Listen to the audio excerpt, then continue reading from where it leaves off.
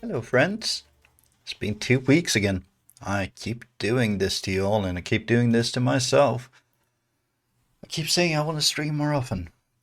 Then things happen. So last week I went on a road trip. Went to Paris by car. 4,700 kilometers later and I'm back home. So that's why I passed through Denmark, TMK. I went to Rødbyhavn and then back from Rødbyhavn to Copenhagen. I was not at TwitchCon. I went on a road trip with my brother. Just driving around, having a good time, seeing the sights. It's a great time, actually. I managed to relax a bit. But now I'm back here and I'm going to relax with all of you. It's going to be a chill stream as usual. Hey, Balint, how are you, my friend? I hope you're doing awesome over there in the States. So let's see, where did we leave off? We are converting the payment systems to Netstandard, which is not an entirely simple process, I guess. They are very tightly integrated with everything and they need to be moved over because right now they very much depend on framework.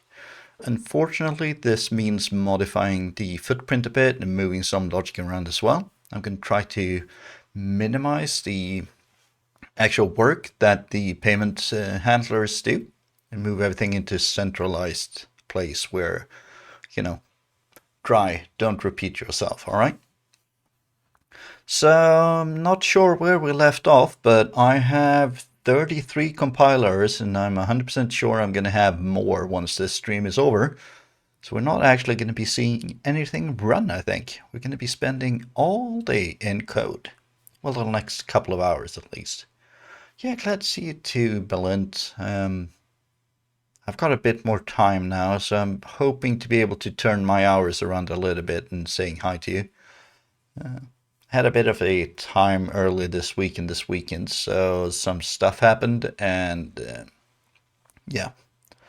The hospital is calling me once a day to make sure that I'm all right, but I think I'll be able to turn it around a little bit and watch some science with you all.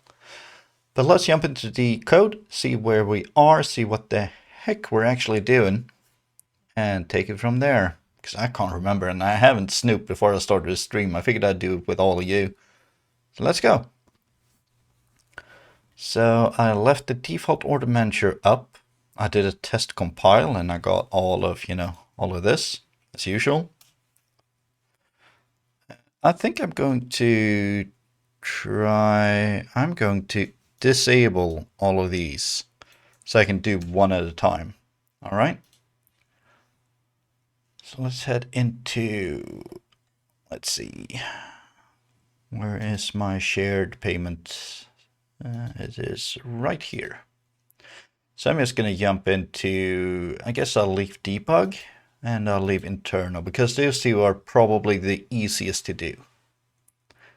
So I'm going to disable the iSettle, just like so. Actually, like so. This is going to come with its own problems, but it will remove a lot of the compilers. Let's head into Klarna, like so. One more. All right, I'm using a different mouse than I'm used to because I've got some RSI because everything is going so well for me. So I'm a little bit slower on the mouse at the moment, but hoping to be able to do this. Otherwise, I have the old mouse just lying here, so I can always switch back. All right, so we have 29 errors now. Let's build this. I think we'll lose a couple. We're down to 17. All right, so that is good. Some of these are in the listing. You can see these. So these I can ignore for now, and those two as well. And that brings us down to, 27 minus 5 is 22 errors. Should we start out with where things are being called? So in here I do not have a cancellation token. Now, you know what? I'm actually going to start where I was, which is the default order manager, because I found a problem here. So we're getting a customer info that we're creating the order from. But something is missing. Because if we look in add customer info, go to implementation here, see we're filling out delivery here. But there are some more things. These. I need some invoice information as well, so I can send the product to one place and the invoice with a different address and different receiver and different everything. So let's change this name to delivery info. I'm actually going to do it the proper way. And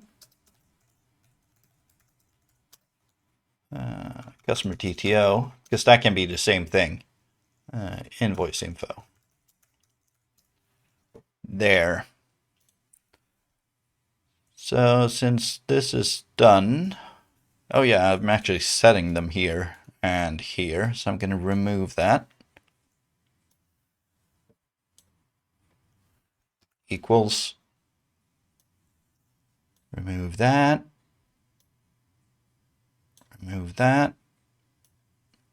See, that was me trying to be smart and failing horribly, right? There. Time to be actually smart. Well, it helped me the whole way. Maybe it actually will. I mean, it's trying. Why? Oh yeah, I'm getting the order here, so that's fine. And this really should have a sub-object with all the information in it, but that's fine for now. Let's take a look and see what we have in order.invoice. So we have CDM path, which is not being used anymore. It's actually deprecated because we used to save the invoices. Now we regenerate them every time. We have city. We do not have country. Do we have that as a field? No. For now, we are locking that to Sweden.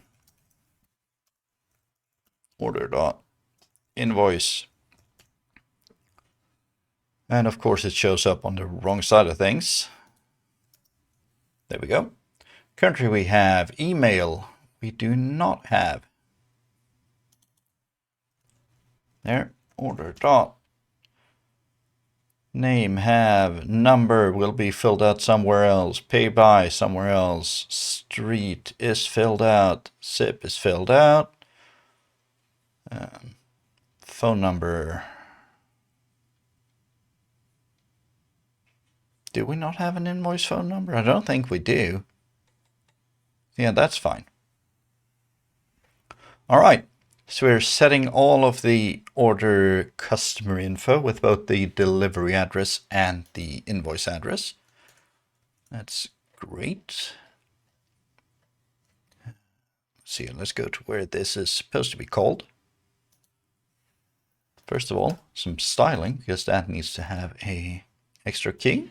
I'm going to rename this to delivery info. And we're going to add another invoice info. And that is going to fail horribly because I don't actually have that. Let's add another one here. Customer DTO invoice info.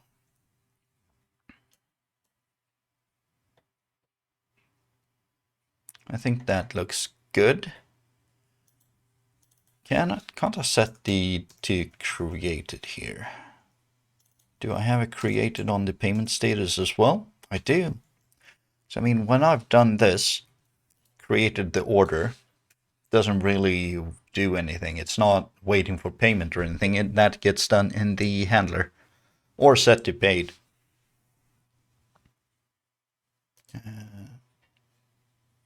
Let's see, this needs to be completely filled by this function. Do not expect a completed order object because one isn't being passed. Well, yeah.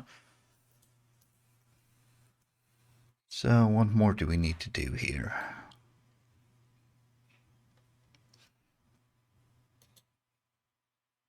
So here I'm attaching it, and then I'm saving it just to be sure. And then I'm saving the payment entry, and that is still set to waiting. And up here, yeah, we're on created, so I guess I can remove both of these. I think I'm going to actually grab this and move it over to above this. There we go. And I need to get the freight class. Guess I'll do that here. There we go. So what else do we have on order? I think that's actually good. And we're committing and we're returning the orders. At this point, we have an order and it's in the database. So I guess that's good. This is not being, this has the wrong signature now. So let's go to the definition of order manager. Customer DTO, invoice info, and this was supposed to be delivery info. And we have cancellation tokens everywhere. Yep, we do. Hey, Clay, how are you? What do you mean, cat jam? It's Thinda Kitty. It's the only cat that counts, right? Does not implement interface member. Yeah, that's fine. Because I think it's the cancellation token that's missing there, and I will have to rewrite that a little bit. So shall we jump over to that? Svea is also in here. I need to remove that. I thought that was already gone. There. And I mean, this is fine. This is fine.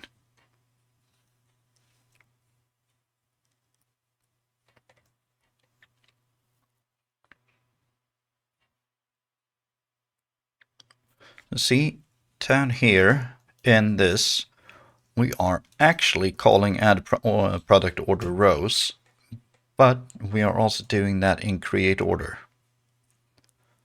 because that's where it should be done.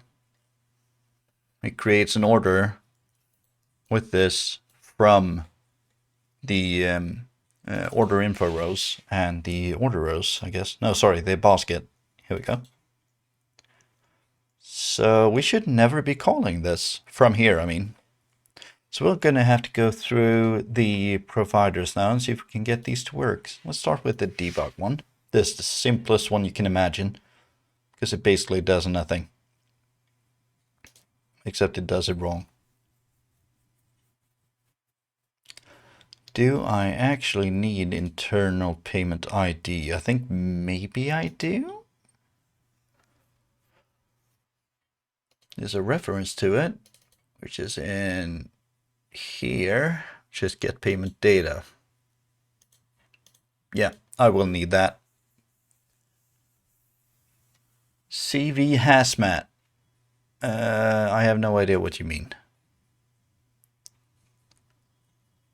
Let's see, order manager does not have that.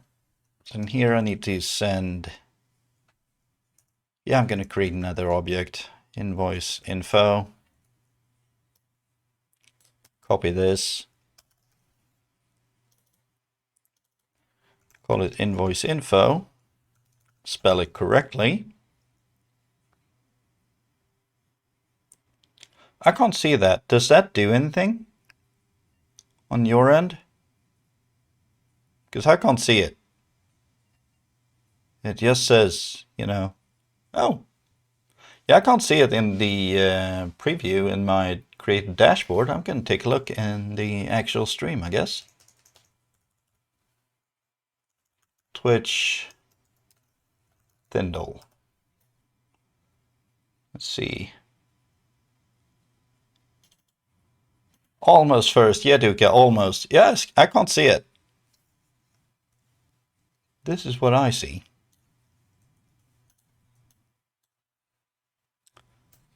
How are you, Duka? I hope you're well. Yeah, the Bit Gamey pup and my cat, they are bestest of friends, I think. So we're going to change all these to invoice name. Just going to grab the invoice word here. I mean, it's helping me by marking them. Now when I do that,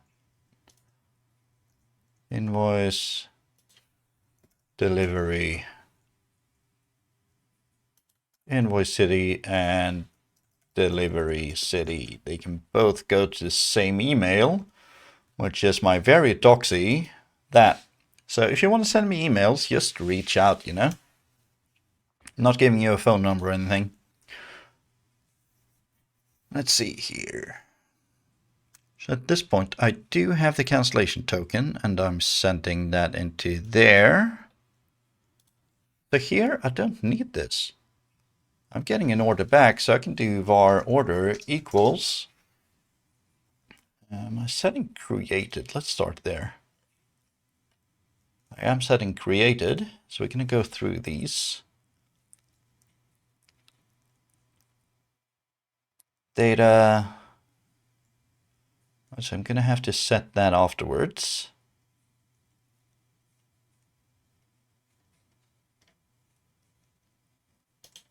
That doesn't exist. That doesn't exist. Don't need that. So I need to add it to the login though. I can do that from the order manager. I need to get the current user ID, which would be in web data service, current user ID. Var user ID would be that.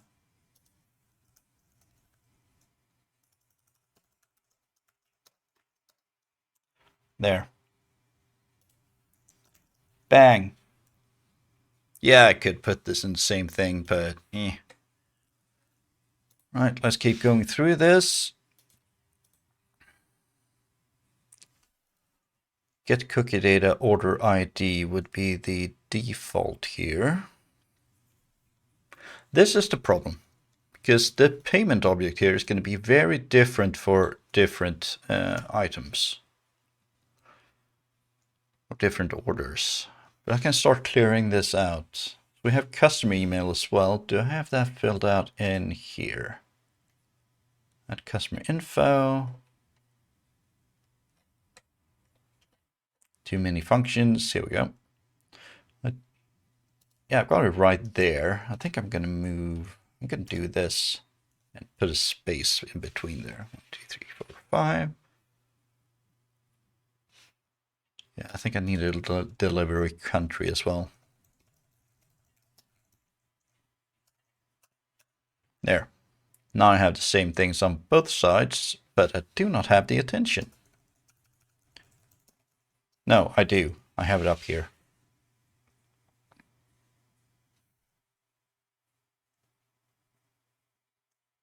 This should really be called something like, you know, a delivery email or something, but get cookie. Yeah, so I'm not 100% sure on how to do this at the moment. Let's take a look at what we're creating in the order object. So we're creating the order, and then we're creating the payment, and we're not really setting anything here. So we have awaiting payment process. That's fine. All right. Are we attaching this? We are not. Maybe I should do order.payment like so. That will allow us to get this object, which means we can attach it. And once we attach it, we can save it and everything is good. Not sure if I can attach something twice. McNuts, no, vacation is over, I'm afraid. I am back. I spent a week doing a road trip through Europe. Went to, let's see here, Hanover, Luxembourg, Verdun, Paris, Lille, Dunkirk, Rotterdam, Leiden, Amsterdam, Hamburg, then a concentration camp outside of Hamburg, and then we beelined it back home because, yeah, we were kind of late and had spent about $6,500 US, so about the same in euros on a week of a road trip. So, yeah, 8 people in a car though, so it's not that terrible. Yeah, thank you, Clayman. It's good to be back. You know, I missed you all. Truly did. Alright, so we are actually attaching that. At this point, I mean, I've already saved this, which means that it is attached. Yeah, 8 people in a car. It was a big car, a minivan. I think I'm going to have to modify this function a little bit. Can I see if something is already attached? Let's go to the implementation of this. Let's see, if context set the object type, does it have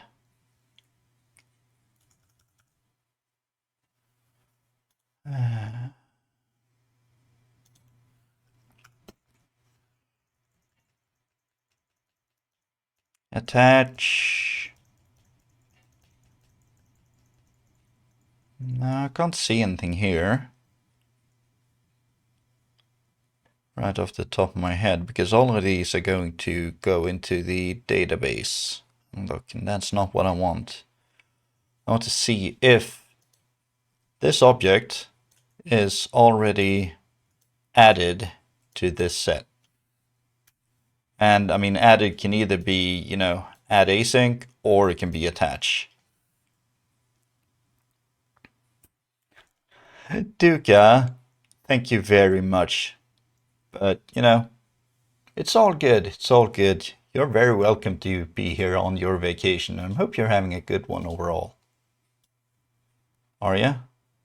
The heck happened there? Right, so let's see here. Entity framework context set check is attached.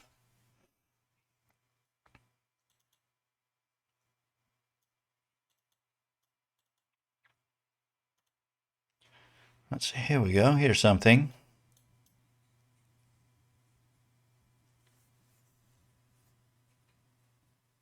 Okay, so here they're saying, you know, just detach it, which might not be the absolute best way of doing it. So that would mean that I'd have to detach the object and then reattach it, and something tells me that might be slow.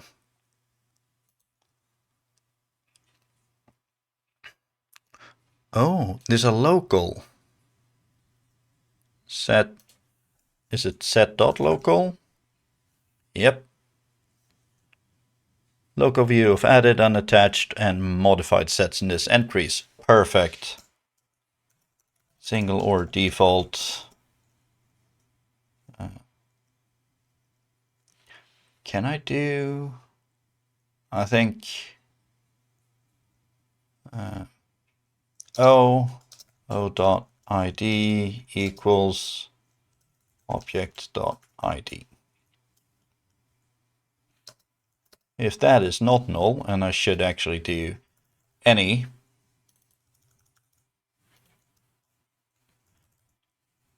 then we just want to return here, because we are already tracking this. And I guess we can do the same thing down here. Does this make any kind of sense? What I want to do is, you know, if I save something twice, it's going to try to add it twice. And if I update something twice, it's going to try to attach it twice, which is going to mess up. So what I'm doing here is I'm checking if this set of object type locally, aka in memory, has something that matches that ID. And if so, I'm going to save it. And I know I can look it up because I have this already. So I know the lookup works. So I hope this will work. I mean, I'll have to check it, but it feels like it might.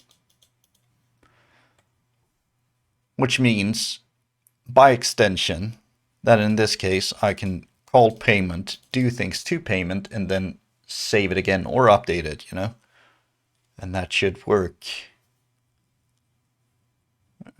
So I can update something twice in the same context, in the same unit of work. Let's head back to the provider that we're working with, which is in fact this one. So we're not using basket anymore. That's awesome to hear. Let's grab some info here. Var payment equals order.payment, and that's just for shorthand. Might move that in later. I'm going to put the default order manager to this side here so we can actually see what we're setting.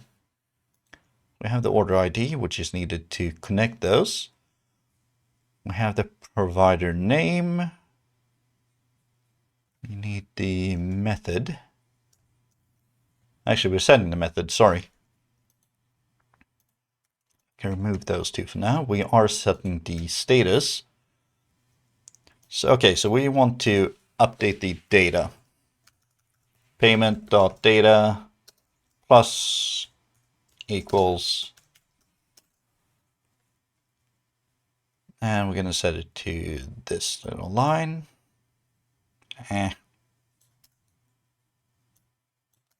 Bang. And we also want to do an environment.newline. Make sense? I hope it does. I'm going to make this a tiny bit smaller because I can't see what I'm doing either. No one can. All right, so we can remove that. And then we need to set the remote payment ID on this object as well. That's fine. Let's do that.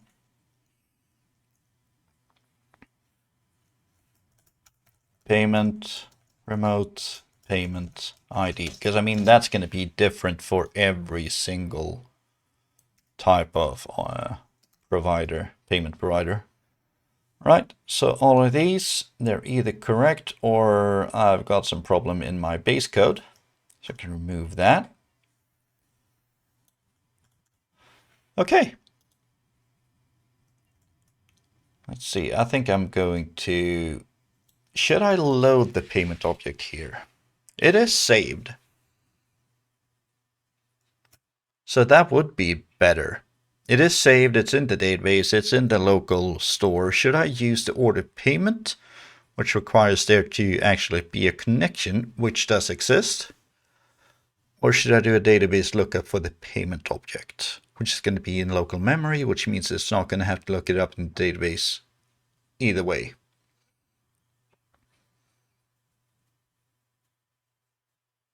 I'm thinking maybe.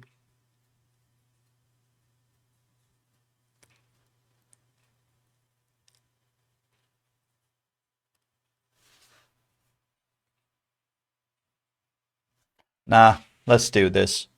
Let's do it the way I did it. Just copy that. I'm going to replace this. Bang. And I hit the wrong button, but whatever. And we can set the status enum to the int of this. And the order status enum. Isn't that what it's called? No, it's just status enum, by the way. That's the thing. To the int value of this. I know this could be done better. Can't do it quite now, though. Set up basic order payment info. Debug order always approved. Set status to complete. Don't need to do that. Don't need to set this.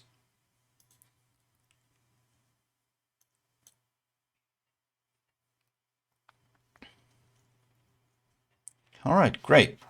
So what I need to do now is I need to do unit of work, which I do not have. Save changes. I think it's called that. And I need to wait that. I need to inject a unit of work here. Should I create a complete order and a fail order method on the order manager? I'm thinking maybe, but these can be set individually. Because there will be a case later at some point where an order can be complete, but the invoice can be unpaid. AKA, sorry, the other way around. Can be completed. So this should actually be, sorry, it is paid. I need to add more statuses. The point is this needs to be able to be completed, paid, completed, paid, under handling, under picking, and yeah, completed, like entirely done and sent, plus credited, of course. While this right here needs to support something not being paid yet, but the payment still being, yeah, should be able to be set to waiting. There. Not sure if that makes sense. All right, so we're updating the payment data here. And we're setting the status enum. Which means we need the unit of work. It should be private because I want that on everything. Private, read only, I, unit of work. Then we're going to add this. Sorry, wrong button. Control dot, add parameter. Oh, basket manager isn't used. Great, can remove that. I like removing code, and I'm hoping to be able to remove some more at some point. I will need the order manager, and I will need the unit of work, so I can't really get around that.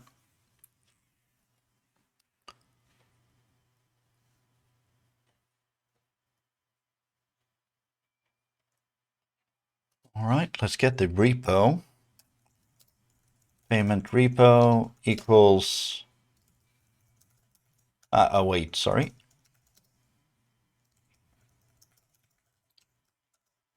Hey, ma'am, GPT-4. I have not, in fact, I've never used GPT-4 at all, but I can't tell you. I'd say it would be great for boilerplate. I know GitHub Copilot chat is. I mean, I could do this. Let's try it. Need to remember the key though. No. Alt. There we go. Generate. No. Create an instance of the payment repository.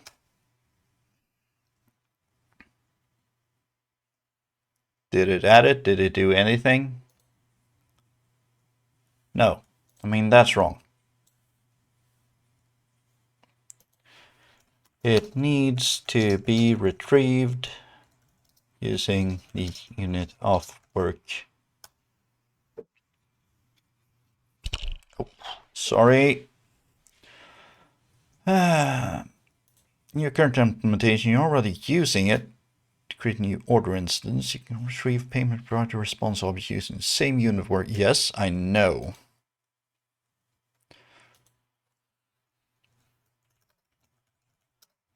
Yeah, but I think it's powered by the same thing, isn't it? I mean, Copilot Chat, aka, GitHub Copilot X, which I have access to right here, which is, natural language. While normal Copilot is just code, what's it called? Code completion. It's using a deprecated code model still. Oh, I didn't know that. Feels like something they should update before they go live, which I think they will do fairly soon. So, I don't know. Let's try coding by comments. Create, no, let's say retrieve an instance of payment repository via the unit of work variable. I am being very, very detailed here, and no, doesn't help me. So let's do the same thing, but ask it. Just because it's fun. GPT-4 for Copilot X is not rolled out yet. It's still expensive AF.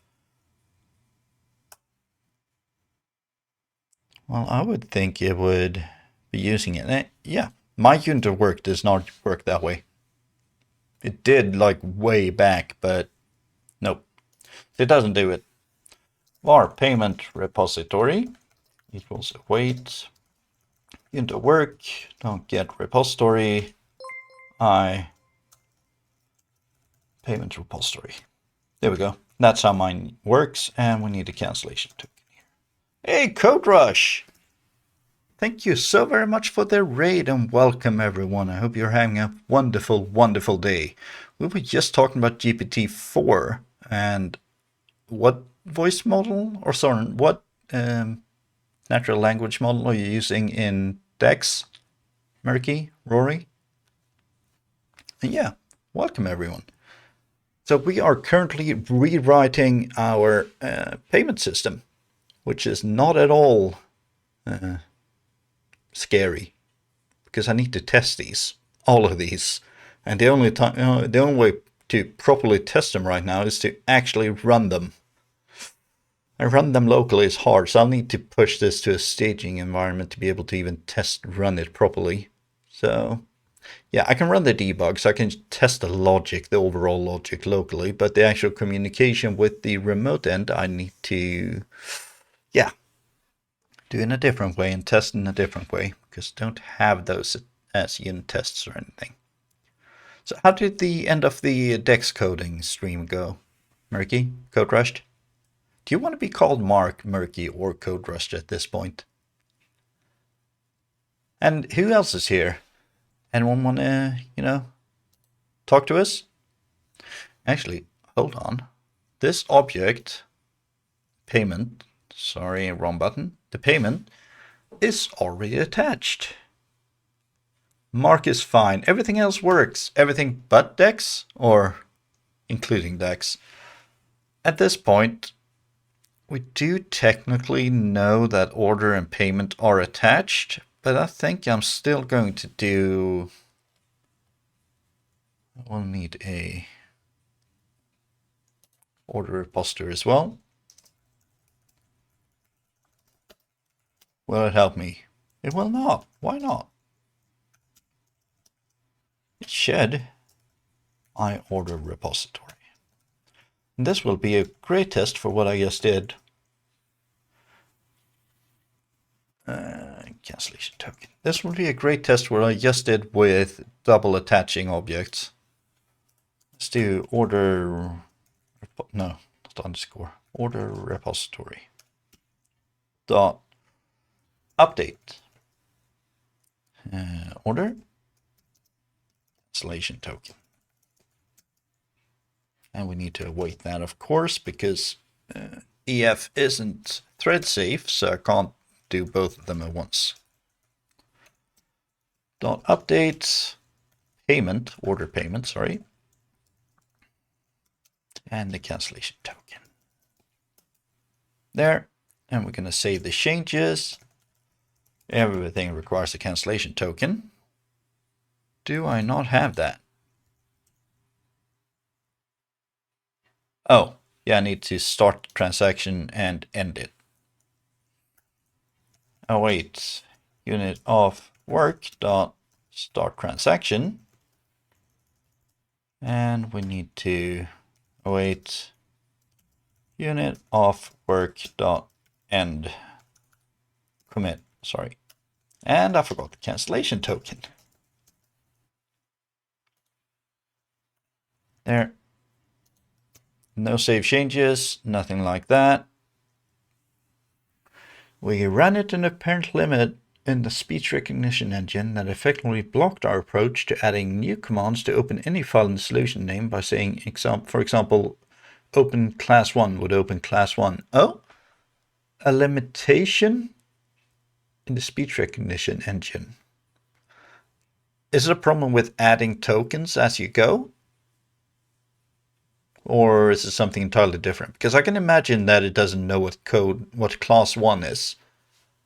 And you need to be able to add that token to the engine as you're coding away, right? I can see how that might be a problem. I can really see how that might be a problem. Unless you know every time you add a file or create a new token, you close it and then you send it back, right? Oh, you added the class 1 token, but it's still returned class 1. Oh. I wish I could help you. I really wish I could help you. But I have no idea on that one. Yeah, I can imagine. So, normal English goes before your custom tokens? I mean, that feels a little tiny bit dumb, doesn't it? All right, so this is going to go through every order row. That's not handled. I'm just going to remove it from stock, which it actually does line by line here. And it updates it, but it does not actually start a transaction. And that's kind of dumb. Can I run multiple transactions now, though? No, sorry, go to implementation is what I wanted to do. Yeah, no, it can only run a single transaction, but at this point, I've already committed my old transactions, so I can create a new one. I think I want to do it up here, though. Let's see, I want to do unit, await, unit of work, and it's not begin, it's start. For crap's sake, you know my code. And I'm on there. And want to do await, unit of work, commit. Now, some might say that I should do this in a try catch, but there's no actual reason to do that, because if this crashes, we're going to crash out entirely anyway. We're just going to show the errors, the user something like, you know, an error occurred, and I'm going to get information about what happened. So, I think this is fine. Cancellation token, and then we have one more. And then I think we're done with debug.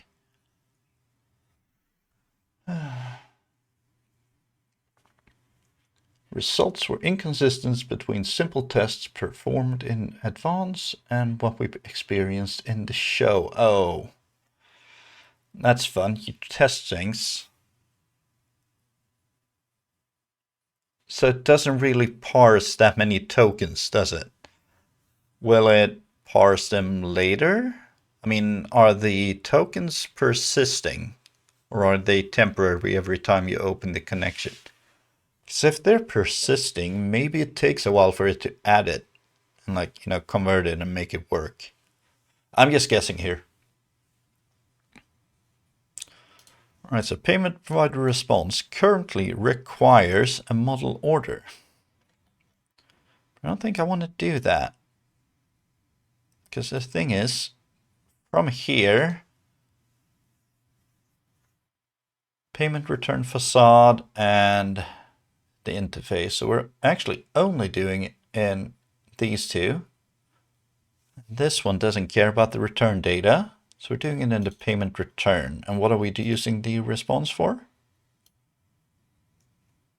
Yeah, so we're checking the status. We're checking that it has an order. We're checking the status, and then we are sending an email to the customer email with that. So this should be entirely different, actually. First of all, I need to add a cancellation token here.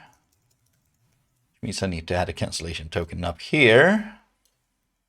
which means I need to add a cancellation token somewhere else. Okay, for now, we're going to take all of these. We're going to move them into the actual logic, or sorry, the actual data inside of payment provider response. So we're going to head in here, debug checkout provider, payment provider response. Go to the definition of this.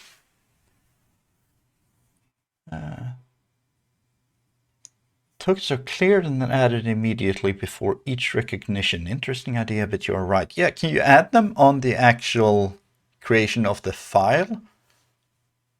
Or removal of file, you could remove it, and on project load. Just an idea. Yeah, you just need to say class 1 really fast to exclude the space. Yeah, I mean, if you were doing tests before, could be that. The status code here is being sent out as a HTTP response code, which this part of the code really shouldn't have any idea about. Same thing with headers, to be honest, and body. Although this can be unique per provider, so maybe I do need that. Yeah, I need those. I need header and I need status code and I need body, but I do not want order. Here I want to do public status enum. No. Order status in types enum. There. Bang. Gonna remove model there because I don't want that. That's the order status, but is that actually what I'm checking? I'm checking the payment status. Let's change that. Payment status. Let's do that. What more are we using? We want to do public bool found order. Yeah, maybe I should call that success as it asks me. I have in fact not considered Rust. Maybe once this can run on microservices, but right now it's a monolith, so adding Rust to this might be a little bit difficult. I want to move it over to .NET Core first, and then I'm going to be looking into maybe splitting it up. I know that one of the payment systems cannot be run easily inside of a Docker container, so I'm probably going to be splitting that off into a microservice and then calling the microservice from the monolith when I need to talk to that payment provider, just to keep the costs down, because I can minimize the custom part that's needed on that hosting, because that is expensive when you start scaling it. So I can minimize the scale of that payment provider and then use the bigger but more basic system to call into that. Does that make sense? Found order feels weird. Yeah. Handle payment callback async. Maybe this should be found order instead. Let's go to implementation here in debug.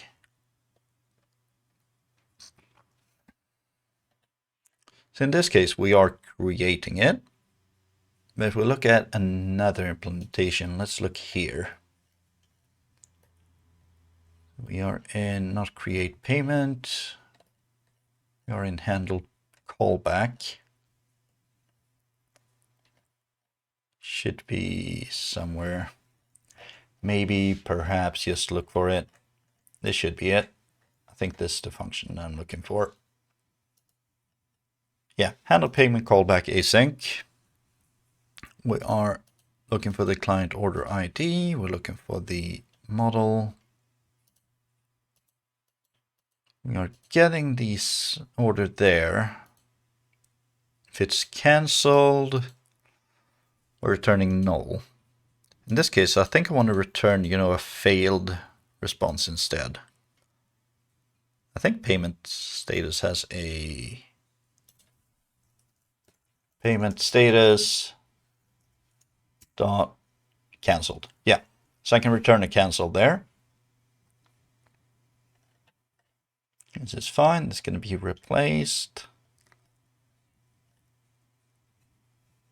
So yeah, this could be, found order. Yeah, some of that. Let me try to explain that in a less stupid way. Talking to one of the payment providers called Swish, which is one in Sweden, requires some capabilities of the system OS, more or less, running it.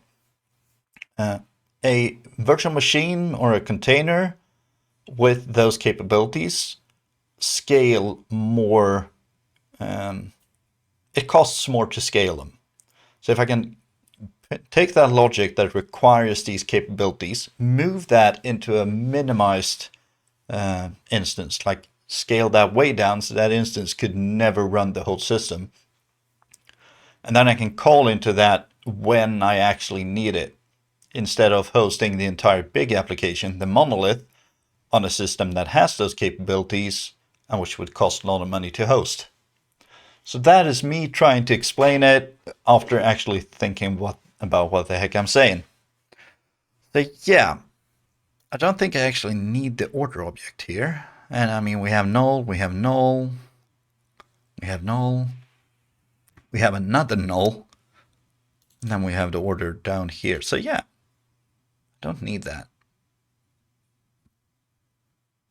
Let's head into, not Klarna, let's close these files actually. We're in the debug, but found order feels wrong. Has order? Or just success? Let's call it success. There. Do I need the order ID anywhere? Yeah, I think I do. I will need the order ID. Public string order ID. Like so, and I want to do that. This makes no difference right now because I'm not using nullability, but I will. With all the nulls, one would say, we need more constructors. Yeah, but I'm removing the nulls, man. I am removing the nulls. Perfect. It added those on its own. Let's remove the order. There. So now we have status code, which is needed. We have headers, which is needed. We have body, we have success, and we have order ID. Perfect. I think. Here we have handle payment callback.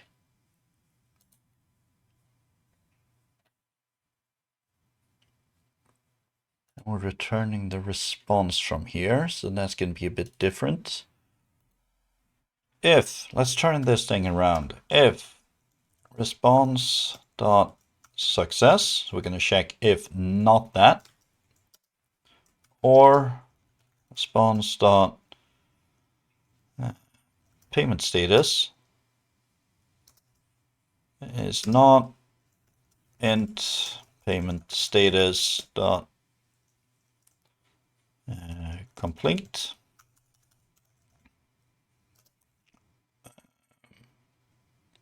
So that's actually everything we're checking. In this case, I want to return null.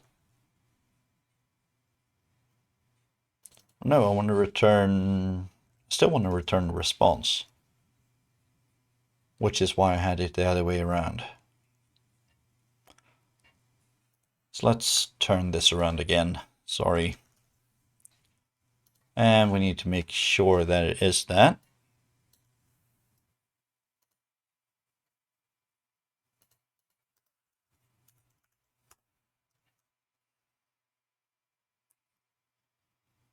So I need to cast this to an int as well. Actually, no. I can just do that. Never mind. Promise this is using model right now, so I'm going to kill that. I'm going to include from enums. I'm going to grab this little piece of code right here, and this will need to be redone, which is fine because I think this is pretty much the only way that it's called. Perfect. I'm here as a 3x chain raider, I think. C# Fritz, finite, code rushed, and here you're killing time until the next meeting. Well, live coding, welcome. Welcome back. I missed you. I missed all of you. Let's see here. I'm going to deal with this in the eternal and awesome point later. For now, though, I will need to handle the return object here. You know where response is being handled. Because that's going to be way wrong right now. First of all, I have a... Yeah, I need to add a cancellation token here. Let's start with that. There. Now I need to find everywhere that this is used. It would be right here, for example.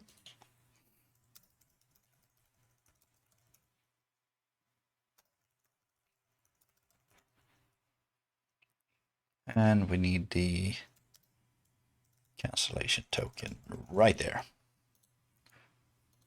Right, so we are creating a response with that status code. We are checking the body and we are writing the headers, and then we are sending the response, which I think is fine because it's looking at the payment status. I need to check that script. Yeah, I think that script needs to be updated. I'm secretly in the meeting right now, but they haven't started yet, so it's all good. All good until the moment they let me in the meeting room. Well, I enjoy having you here until the moment they let you into the meeting room. I truly do. Having you here is great. I'm going to take a look at this payments return script, which should be under views, order, return, I think. Here we go. No, this just returns -1 or +1. Oh, this is a private one. Never mind. Make payment request on the get, which checks that. First of all, I need the cancellation token.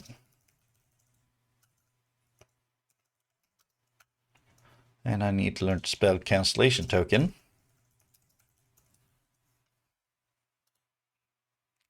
Wait, this is returning the entire thing, though. I need to take a look at that script more closely.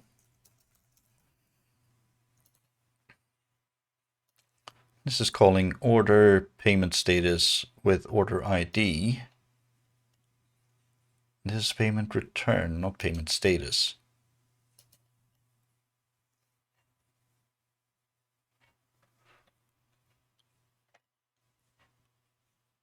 API. Poop. I'm in the wrong place. I think this might be under old API. C-store, controllers, payment return. No, that's not it.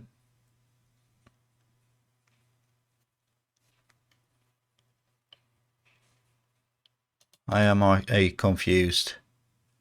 Set into the order controller here. I don't think it's in here. Well, it kind of is though. Going into the order facade. Here we go. Awesome. So we're getting the order status here. And then we're returning that. So it doesn't use this at all. Hey, Snobel, welcome. You're watching multiple streams. What else are you looking at the same time? This will require no updates. at the moment. It will require updates later because it's using the wrong freaking type here. But that's not something I'm doing right now. I think I'm going to try to get rid of a compilation error though by adding the cancellation token here. It's the only thing I'm doing. Cancellation token there. Do I not have that? No, I don't. Huh. And that's going to break other things. Yeah, and here we have send order. This doesn't contain that. So let's check if provider response dot success and provider response dot payment status equals data payment status complete.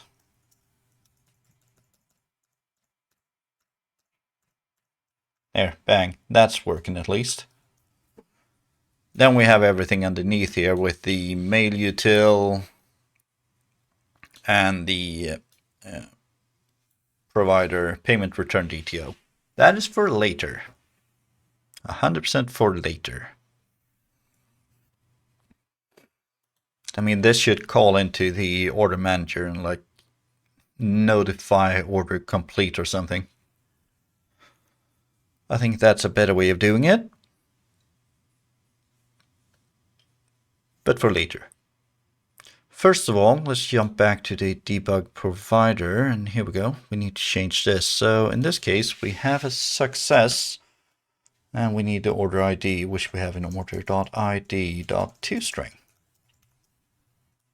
There. This has a compilation error now.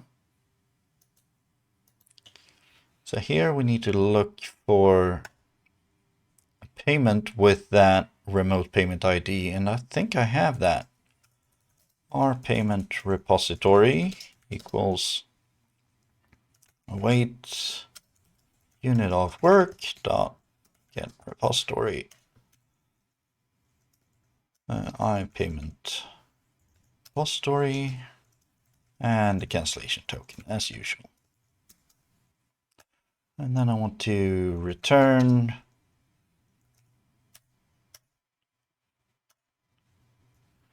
is it really internal though? Shouldn't this also be async? I think it really should.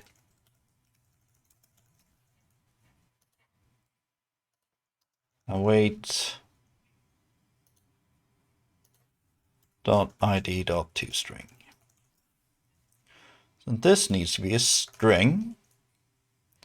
It needs to have a cancellation token.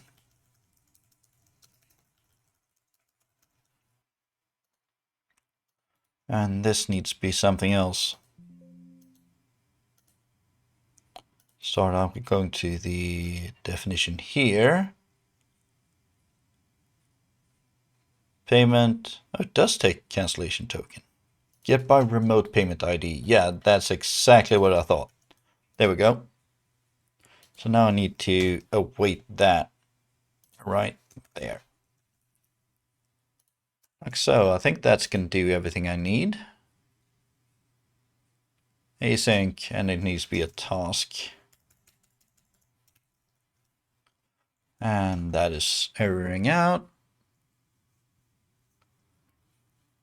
Var order ID. And this needs to be awaited. Which means it needs to be asynced.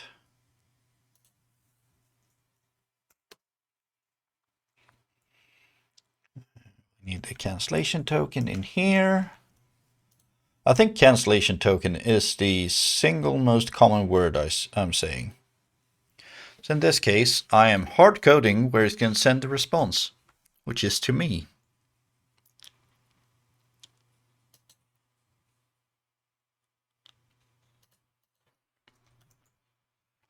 Let's do that. Does that work? No, because that is an int, and it should be an int. Let's go to definition and call this string instead.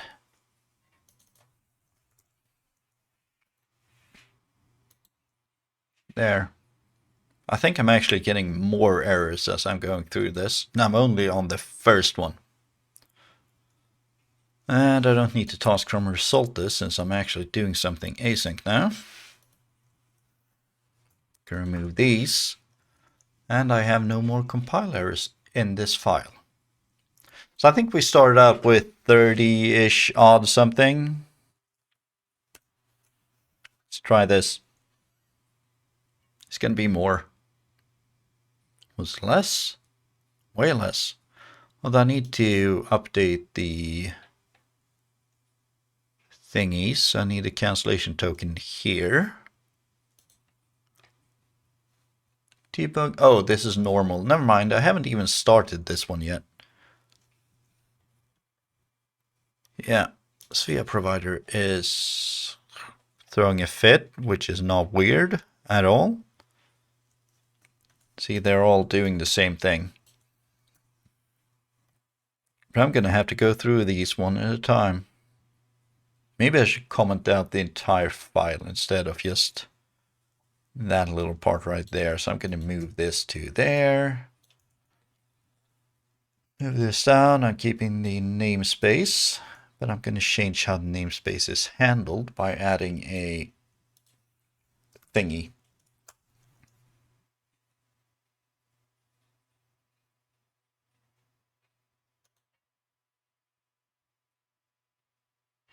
Oh.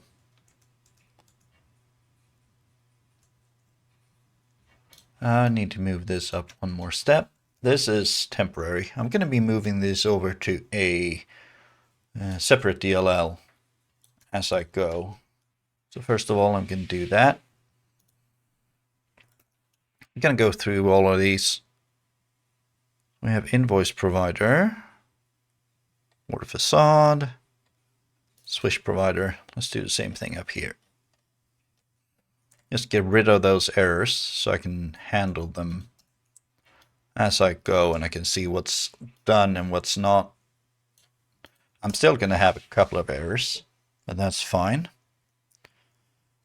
What do we have? Yard facade, invoice provider. Yeah, I should really remove this as well for now, because I'm doing the debug ones first. This one's probably going to be the first one after it, because this one is pretty short.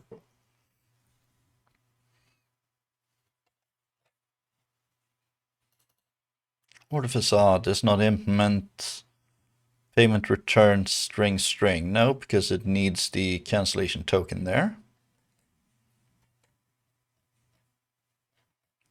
There, that one. Let's head into the interface, good definition. And it is the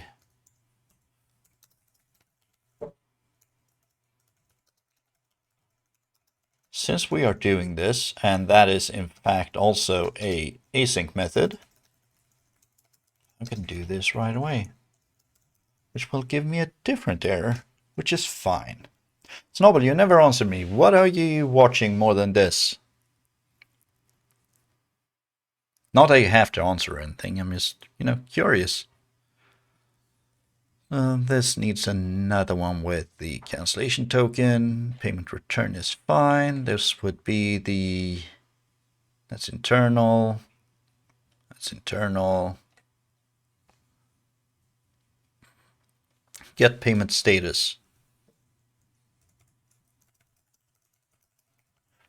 And I want to look in this file here.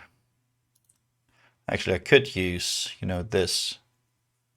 Get payment status. There we go. I never use that. I really should. I mean, this isn't going to be using the cancellation token, but that's because I haven't rewritten it yet. And I will. You can see this uses entities, which it's not supposed to. That's why haven't I done this one yet? Probably, oh yeah, because this one uses the payment system quite heavily, so I'm rewriting that first. See, this thing is going to be massive. touching so many places.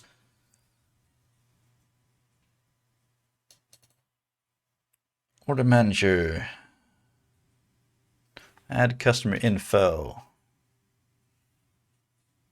Order customer DTO. Okay, yeah, so I need to change the definition here. No, I have that. Oh, right, it's on this one. Customer info, DTO, invoice info.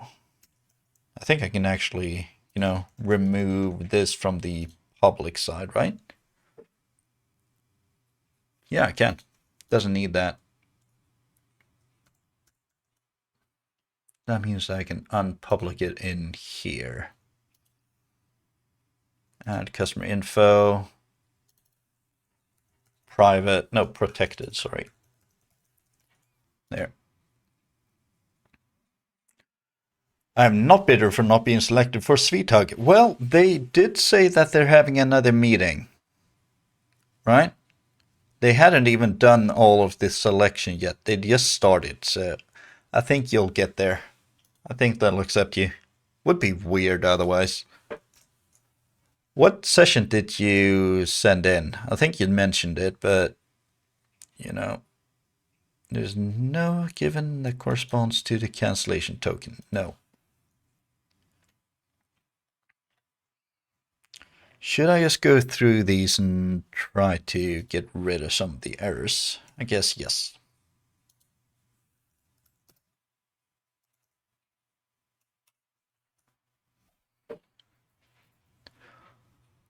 And in cancel, we're doing absolutely nothing, so don't need anything there. We'll need it here.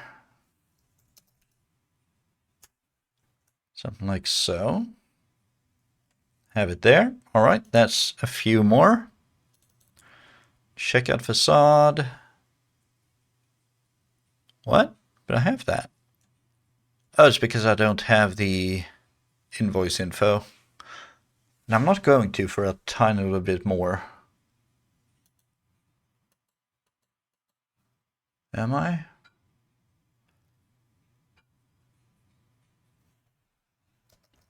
Request DTO.invoice? Nope. I only have the customer there. I'm going to have to change the name of that and everything. Sure. This one get my hopes up to dash it. No. Jimmy wouldn't do that. I can promise you that much. And this here. Yeah, that's in the payment provider, so that's being handled. And yeah, I think that's about as good as we're going to get right now.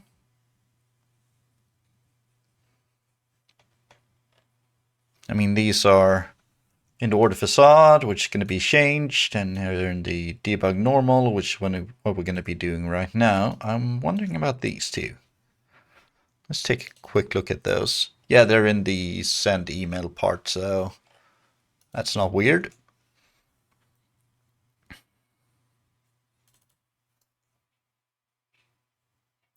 And in this case, order ID would be a string, but we're looking in entities. This is in order facade as well, which is going to need massive refactoring anyways. Yeah, I think we're about as well off as we can be right now, right? Almost. I need a cancellation token here. And then I need to send that into here. There. That one is done. That one's done. Let's head on into the debug normal payment provider. Remove this thing. And that thing. And this thing. And that thing. Removing all of the things just to try and make this better. So we have create payment async, which no longer looks like that. Well, it does, but not quite. Skip order rows. Payment. It's the wrong kind of order though. Why is this called async? And why does this not have a cancellation token when it's in fact async? C store data types. There, that's an order. We are going to go to the definition of this. Sorry, we're going to go to the definition of this. We are going to change the name of this to remove the async. And we actually have the cancellation token here. Oh, right, they're called async because I used to have both async and non-async versions of this. That's why. Remove that. Handle payment callback. And that also takes one of those. Great. What's the issue then? Let me put that down, and debug checkout as well. That means I can fairly easily, reference back to what the heck's going on the other end.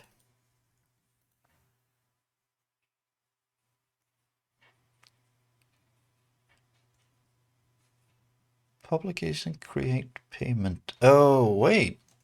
This is never being used. And this is never being used. What the heck? Oh, it didn't update because it didn't match the... Yeah, now I know what's going on.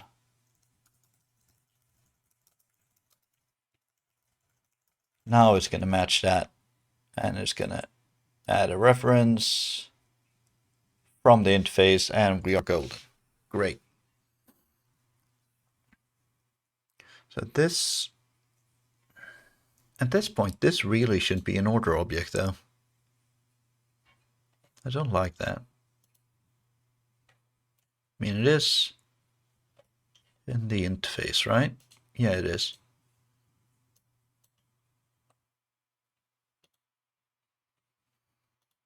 Let's jump on over here. So you see, we're creating...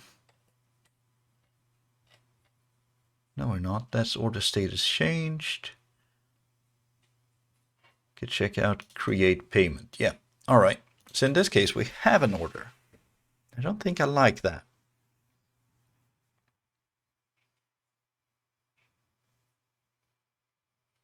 Or do I? Yes, Inner Zelda.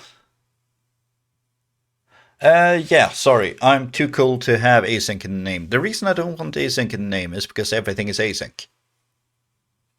So there's no reason to. The basic idea is everything is async because the repository is async. So I need to send that down the entire way. And await everything. I should be doing, configure await and everything as well, but not doing that. All right, so I know what's going on here. Create payment is called from the checkout and the manual order creation. Those two are creating orders on their own. And that should be done by calling... Yeah, that's done by calling into the manager as well. So in this case, I think that's fine. And this is only going to be called by the facade, which already has knowledge about the orders. If I have a helper method that is not async, I'm going to make it async. And I'm going to return task completed task. Hey, Ian, welcome. I hope you're doing great. How are you? No, I'm saying I hope you're doing great, and just assuming you're doing great, but I really hope so. Helper method name not async. Yeah, exactly. But it's going to be task, my thing, helper method that isn't async and isn't called async. Called such.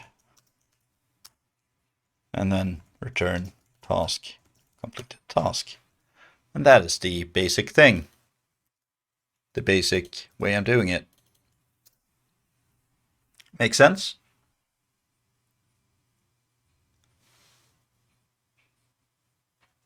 Yes, always good to add some overhead. Now the thing is as well that everything's going to be pluggable, so I want everything to be open, to be asynced, and if I ever want something that needs to be asynced, not having it be that in the interfaces and definitions is going to be a problem. It's easier to do sync code in async methods than the other way around. All right, so in this case, we already have a payment object. It does not have a remote payment ID though, so I'm going to set that. In this case, I need to have the private read-only my unit of work.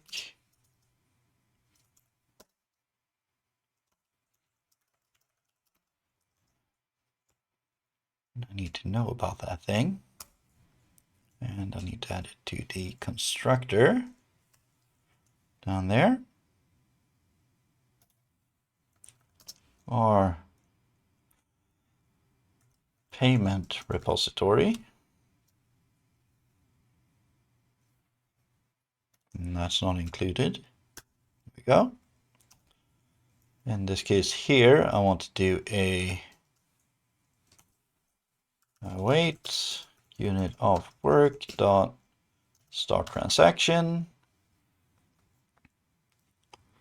We are going to set the order payment dot status to int payment status complete. And we're going to set the order dot payment dot remote payment ID to this itself.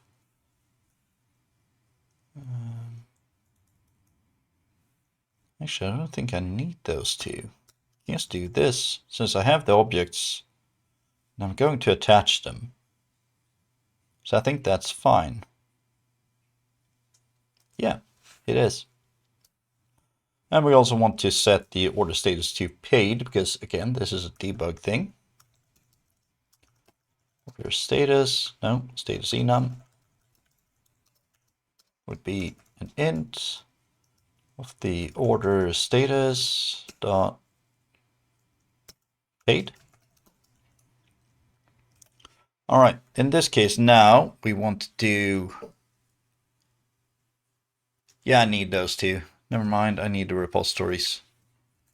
Our order repository, our payment repository. There we go. Down here, I want to do await, no, await order repository, update, perfect. And payment as well. What is it complaining about? There's no underscore in here. There.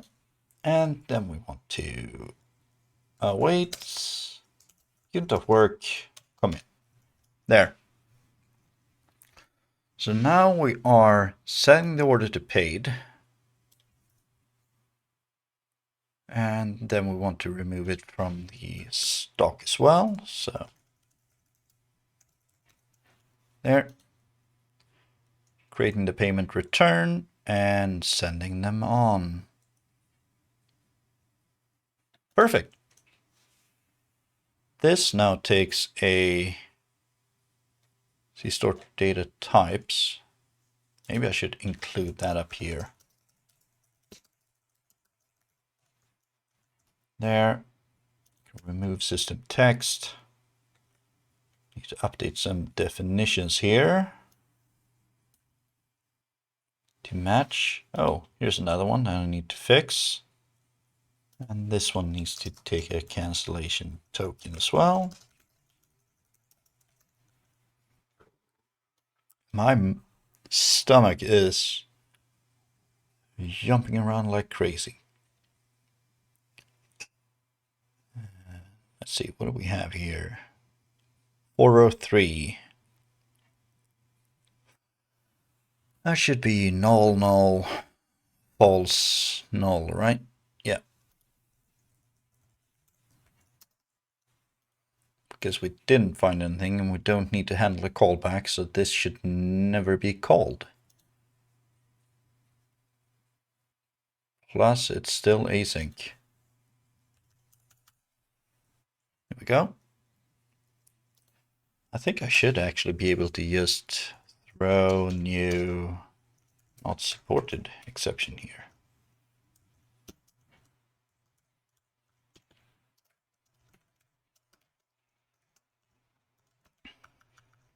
Name of debug normal payment provider does not support name of handle payment callback. There. Don't think I can be more obvious than that. I'm going to look at the references here. Order facade. That's under to do, so yeah, that's not weird. Debug normal. Let's take a look at order facade real quick. Yeah, never mind. It's actually calling it in payment return. I am sending him onto that. Yeah, that's going to be a problem because I can't do this. I need to return an object.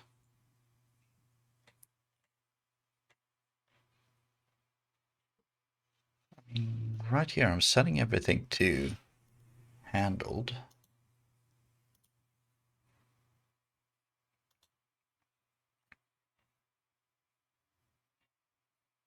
What I should do, actually, I should probably load the object in handle payment callback instead. Yeah. I think that's the correct thing to do. Let me head back here. So I am setting all of this right away here. And just updating it. But in setting it on to payment return is calling in here. Looking for a payment provider, and then it's calling handle payment callback, and it's checking the return code on that.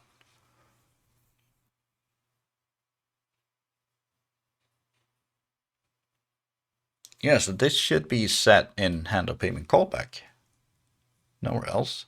We don't need to create a payment. We already have one. I could do, you know, order.payment.data plus equals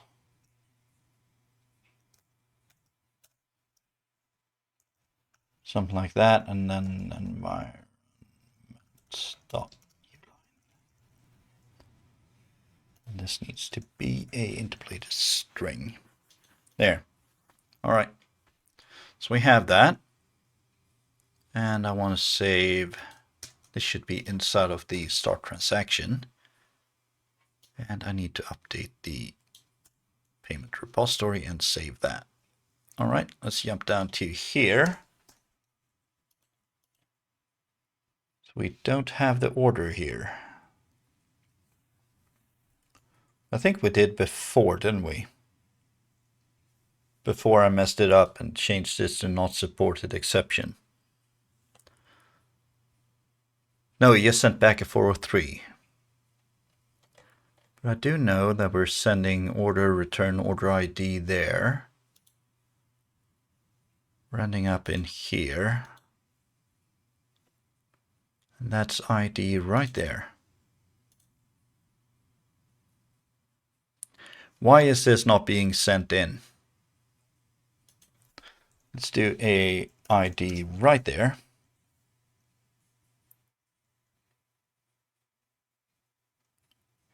Which means I need to change the payment provider.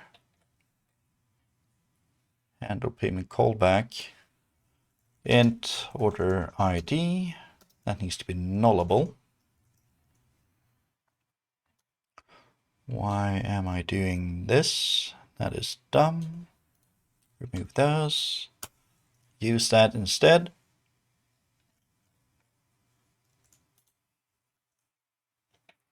Down here, we need to do a int order ID. All right. Actually, sorry, string. I am a dumb. No, don't say that to yourself. You're not a dumb. You just did something wrong. Call this a string. And this is a string, so that's perfect. All right, so we have the ID, and we know that we're going to be able to use it in here. I'm going to have to remove that nullability. Am I not? Yes, I am. I'm going to have to re-add that once I mess everything up. There.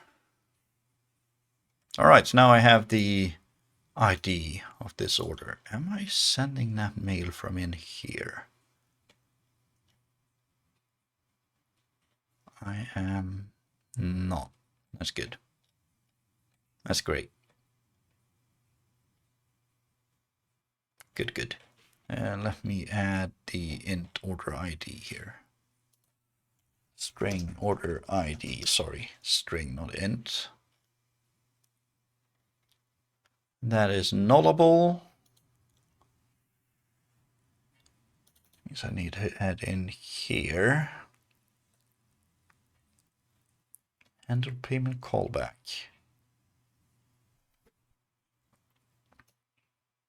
This has no null, which means, sorry, no order ID, which means I need to send in null there. And this is called by the, what's her face? By the payment system on the other end, so that is not a problem. Because I'm getting a remote payment ID in here instead, which is what I'm using to look it up. All right, in handle payment callback, I want to do a thing that's very close to what I did up here. I'm gonna grab that, put that there. This needs to be async. I'm gonna have to find the order. Wait. Order repository. Oh, get. Order ID. Cancellation token. Perfect. And let's see, I also need the payment there. Just to be extra sure. Gonna grab that. Grab that. And we are going to write in here var payment. Oh wait. Payment repository. Get, because that is the same ID. New. There we go. So now we have both of those. So we're going to change this to updating the payment. Updating the payment. And we're updating the status of the order. We're also going to do that. Perfect. Again, this is debug, so. In here, we are going to wait, unit of work, start transaction. We're updating the order, and we are going to be updating the payment. And then we are going to, come on, will you help me? It will not. Wait, commit. Awesome. And then we need to return a payment provider response here. Return new. 200. No, was it 403, by the way? Yeah, is this ever even called? Yeah, it needs to be. It needs to be because it's calling back anyways, so this is always going to be 200. Null, null, true, order ID. There we go. That one should be good so far. Now I have to get payment data, but that should be fairly simple, I think. Famous last words and everything. Let's grab the repositories here. All right, so we need the order and we need the ID here. And we need one where the provider is that. That should always happen though. Where am I getting a name from? Oh, it's my name. All right. Gotcha. Async this.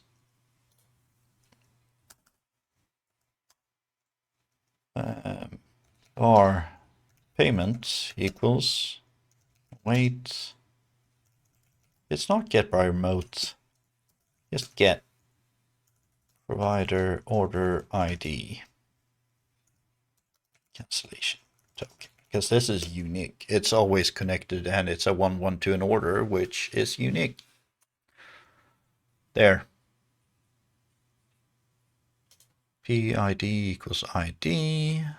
That is fine. And we want to return that. Return that. That needs to be order. Needs to be a string.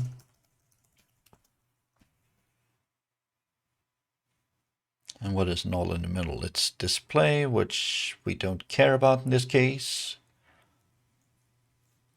There. Let's remove that.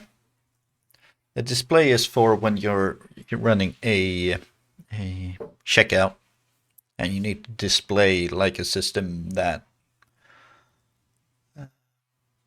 like no checkout is checking your data or whatever.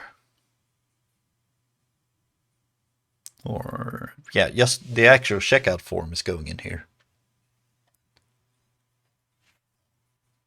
Let's see, I think this one might be completed. This means I should have yet again fewer errors or more, 37. Because it's trying to call async. Cancellation token, there. And this needs a invoice. So I need to change the order request detail, which probably means I need to change the view as well. That's fun.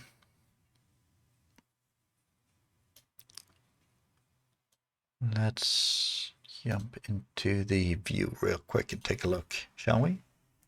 First, I'm going to commit this. Duca hasn't redeemed commit today. That's a little bit surprising. Commented out all real payment providers. Modified the debug ones Duca to work. Untested because lots of code is broken. Started adding all of the cancellation tokens. Added support to add, save and update an attached object multiple times. I think that's it. I should do this more often, but I blame Duca because it didn't remind me. Right? All right, let's take a look in the checkout view real quick. Checkout. There we go. Checkout.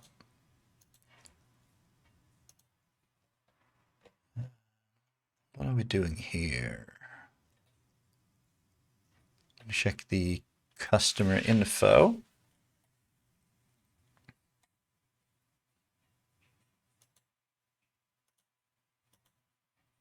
Checkout request.customer. Yeah, this is going to have to be updated in quite a few places.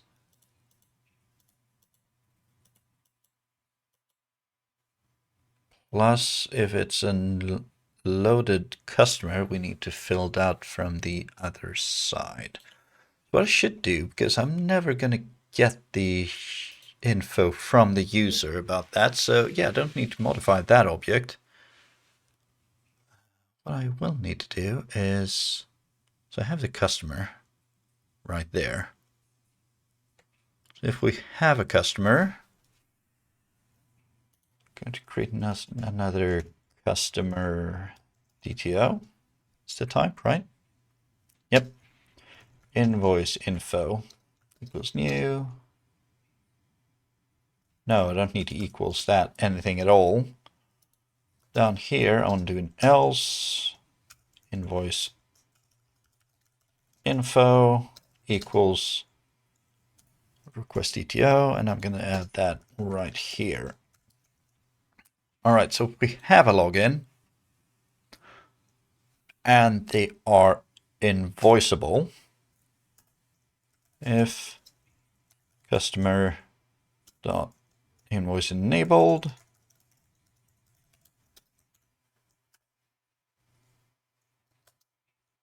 you started helping me. Invoice info dot equals. No, this is way wrong. Way wrong. New customer DTO. Let's take a look at all of these. So we have a customer ID, which would be customer.id, toString. We have a... Yeah, but it was wrong. But thank you.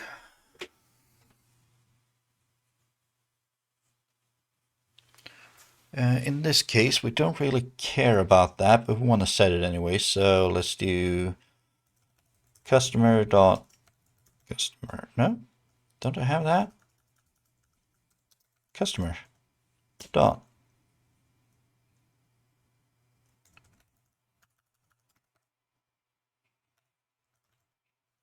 What the heck is all of this? Why do I have all of these? It's just type. Yeah, that's an int. So let's just cast that to customer type DTO. Don't need that. Let's just send in cost customer log delivery addresses. And all right, here's the interesting part. I'm going to break these up because it's going to be a couple. Null. And then we have the SSN, which should be in customer.ssn. Name would be customer. I don't have an invoice name, do I? Nope. It's just a name. Customer.attention. Don't have that. Which I really should. Hey, Xcoding. Welcome. Welcome. Did I forget to pay the electric bill? I have no idea what you're talking about, Duke. Oh, dark mode. Did I miss something? No, this minute. Plus, Scod cancelled it, so I'm terribly sorry. Duke, you'll have to do it again. Because Scod is missing you, or messing with you, sorry. Attention. Let's call that string empty. I'll need to add that.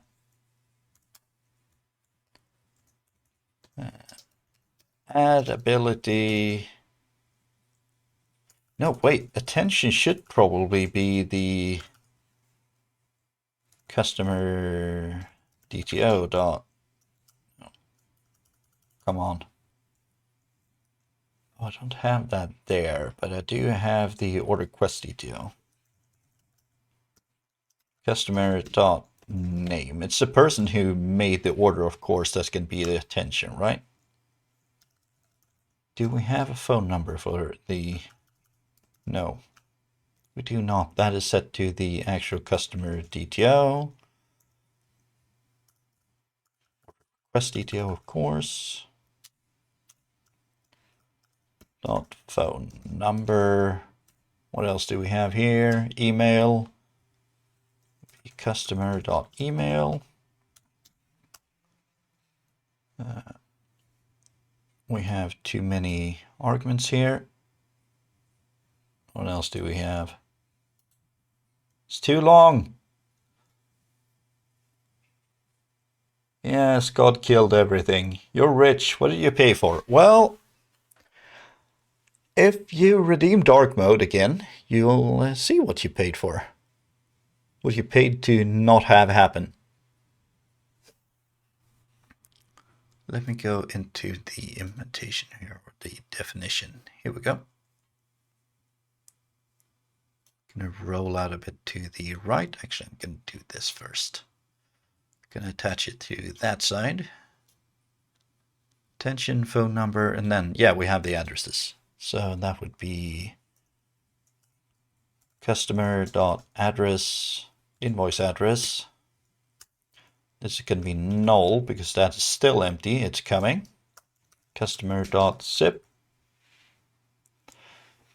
No, I mean, there's a cancellation model or a cancellation redeem for a reason, Tuka. But I can show you what dark mode is. Are you ready, Scott? Tell me when. So we have the zip. I think the next one should be the city. Yep. There we go. Now we have an object. Now we need to toString this. And I think that was why this thing down here started messing up. Yeah, now. This is dark mode. I turned my studio lights off. This is just normal room lighting, actually. I can see fine. This is not a problem for me. It is light out in here. But if I do this, I have everything. So yeah, this is the amount of lights I have on. Yeah, ring light wins. I also have a key light right there. I have a ring light right there. I'm going to replace that ring light. I'm going to sell it. I'm going to replace it for another just light panel. I went ahead and bought a teleprompter that I'm going to put up here because toys. I'm going to put a tablet in it and we're going to run chat in that teleprompter so I can, you know, look in the face when I'm reading chat. Pink mode. Well, I don't have my phone, but technically I could set the light up there to pink, but not yet. Not yet. So anyways, we have the customer DTO. We're filling that. Use the huge enter key. All right, Scott. I will give you that. We'll probably need to, you know, get things set up perfectly. So I'm actually going to do that before I start the timer. Here we go. Let me move this over. Now you can see the huge enter key. If you notice, this has no enter key where there should be one. This one is a huge enter key. It's a plushie that actually works. It's horrible, but it's also fun, so I decided to use it. I need to move over a little bit to the left here, because otherwise you can't see this, because that camera is not the best. I can't really change where it's pointing anymore. So yeah. Let's see, I have a bunch of problems here, but that's in the Svea checkout. And the payment return facade. And this is the send order async, which is complaining. We have an ambiguous reference again in Svea, iSettle, Klarna, order facade. We can take a look at this. Yeah, it's massive. Yeah, I know. It's fun. Costs like $20 on, what's it called?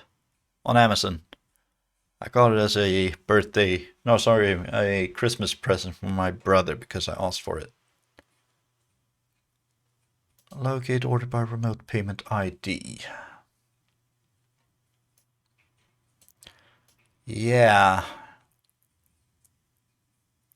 This is looking for the payment provider factory. Why the heck is this returning in a model order?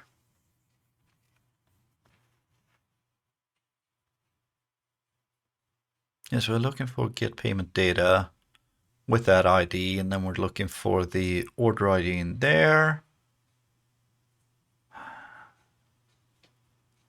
Unlock it by remote order ID, and then we're doing get payment data. That feels a tiny bit weird.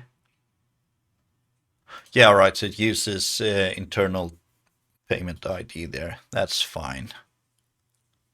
That is correct. Yeah, I can imagine. I can imagine for this novel. I never do that. Never. Ever. Ever. See, where is this used? What am I using order for? I'm checking it for null. I'm checking the status. I'm double checking it. Sending a comment. Doing things. Checking the status. Yeah, I think I'm going to do this all in one fell swoop, which is not now. Oh crap, blurry mode. Alright. Let's do this. Also, I didn't start a timer on the huge enter key, so blurry mode 5 minutes plus you get 5 minutes of huge enter key from now.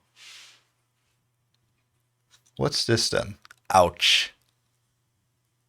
Yeah, exactly, Ian. I can barely see what I'm doing.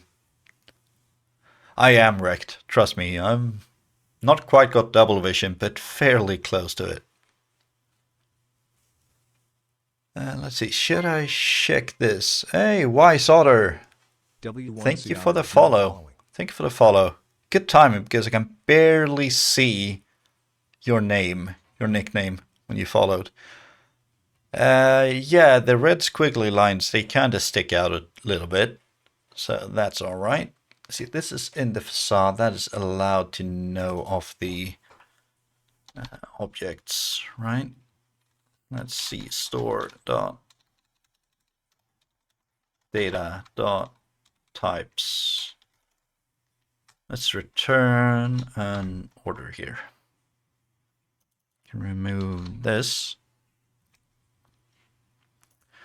And I really shouldn't be doing that. I should be instantiating a object. Do I have the unit of work? I do not. See, I started trying to hit it. And I can't type on this keyboard. Private read only I unit of work.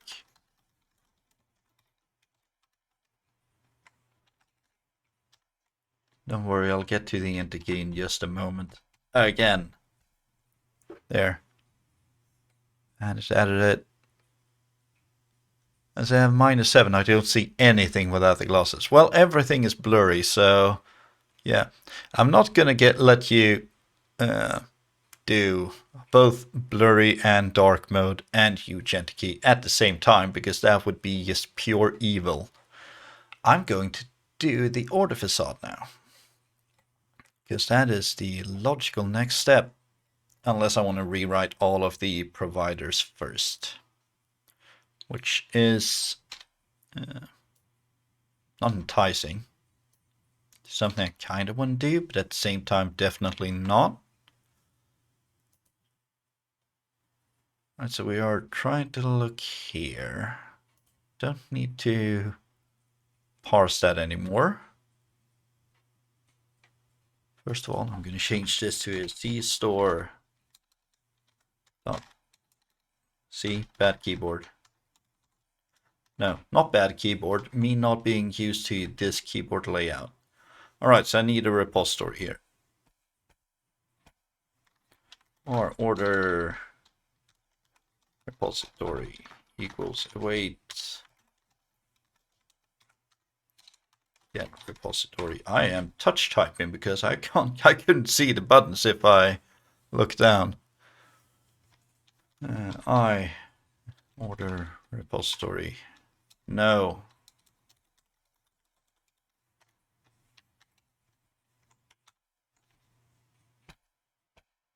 There. And I need the cancellation token. Good, I already had that.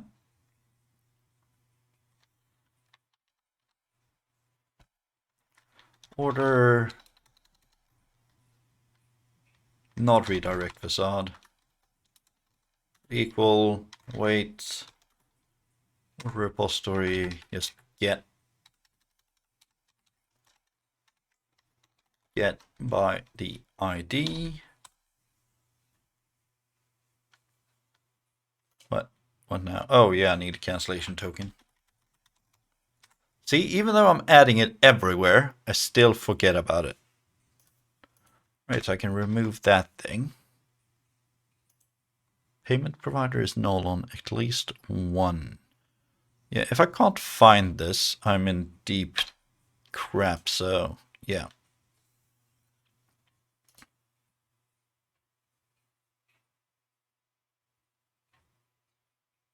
Yeah, looks good. Although, no, wait, I don't have the payment object here. Will I ever need that? I think I can move. Yeah, I need the payment object out here. C-store, data, types, payment.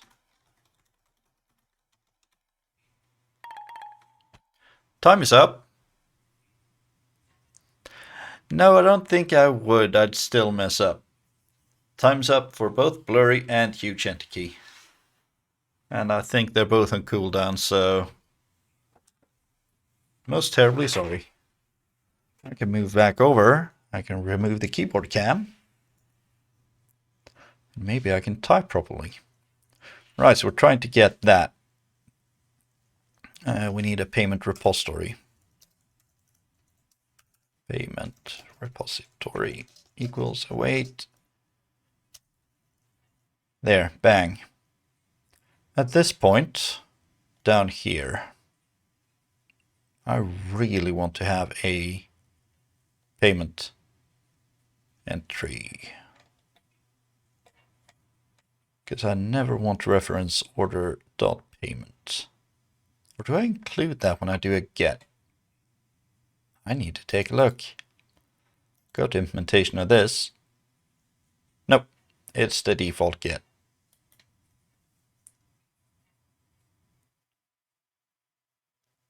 So wildly, been like over a year since I saw that. Yeah, it's a little bit dumb, I think.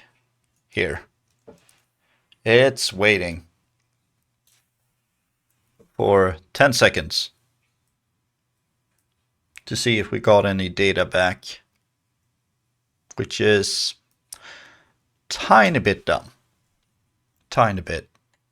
This should probably should probably be replaced by a not stupid way of doing this. To quote Jern, this is a problem for future me. There, perfect, right? We have the payment repository, we have the payment data. We're checking for null. If we still can find one, we're sending back a not found. Now we're going to wait for order status here, which would only be status enum. So we've found an order. Ooh. This is going to be locally stored. It could be in a different world. Let's see, I'm going to remove model here because I don't want that. Let's actually jump in and use the thing we want to, which would be using C-store data types. There. Oh yeah, and I need enums. There we go. All right, so I need to untrack order. Yeah, I think that could be doable, right? Let's try here. Exists. I think exists should probably be followed by a public async task. Untrack.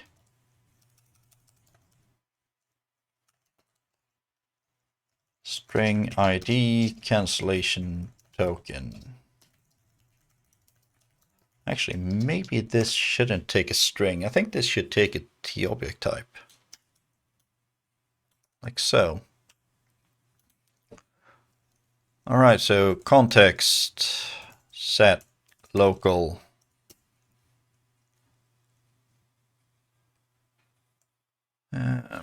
Entities are currently marked as added, will be marked as detached.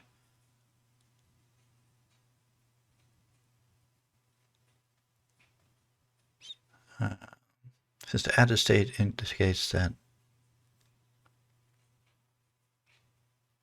no. Untrack.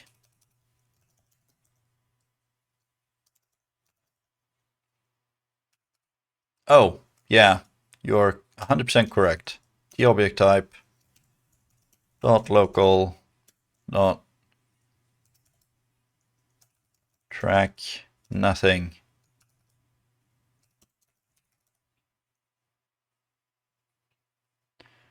Hey, I can do go-tos. If you really want me to, I can do go-tos. Will that cause it to look it up again? Because I do has no tracking up here. Does that not add it to the local? Maybe it doesn't. Because in that case, I don't need this. Maybe it has no tracking.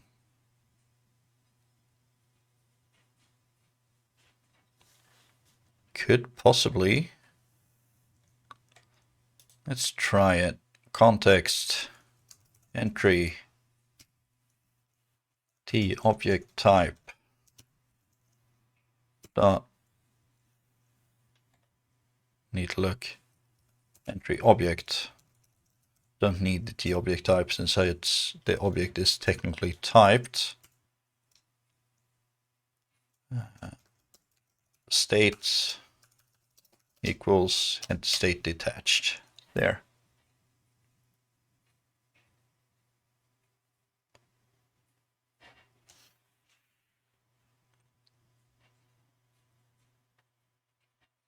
What if this returns null though? Or is entity entry never null?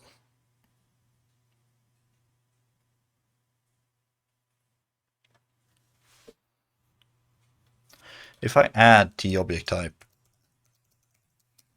and INB, will that work? No, it's the same problem. And if I do that, this would work. But what if I also add this then? So I check the local. If it's in the local,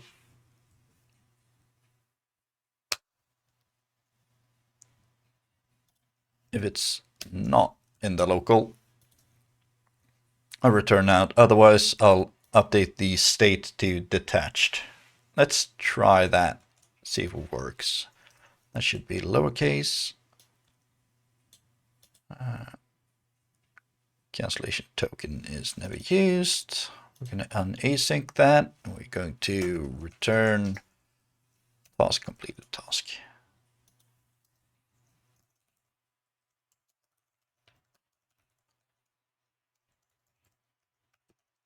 There. Might work. Perhaps, maybe, hopefully, possibly. Let's head on over to the iBase repository. Go to definition. I think I put it under exists. Right there. this was just T object, which is dumb.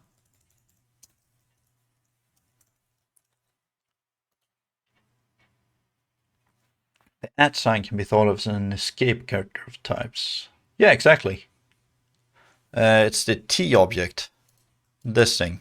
That's a little bit dumb. It should be type, right? So, like so, or should it only be... No, because T is type of object. So T object is actually correct. It's on the implementation that's kind of weird. Let's call it T object type. Should only be T object here. I keep missing my B key. There. Perfect. Or something. Alright, so where was I? I was in order facade. So while the order status enum is not paid, to wait, I want to order repository dot untrack order cancellation token. Need to wait that, and then I want to get it. Something made noise, but I think that might be because I have crappy batteries in this thing. Let's see, order await, of course. Get the ID of order.id.toString. There's a reason for all my toStringing, and that is that the IDs are currently integers, but they are going to be changed into strings for reasons. Control.the while loop. Let's see. Code cleanup. Convert to do. Yeah, I mean, that makes a tiny bit of sense. Although if... No, it wants to remove the while, put an if around it, and then a do, and repeat the if. Convert to do without if, which does the same thing, it always calls in. Both of these are dumb. These don't do the same thing that I have. I could do a for loop. But no, that would require an inner if check. No. I think it's about as good as it's gonna get with this being the keyword.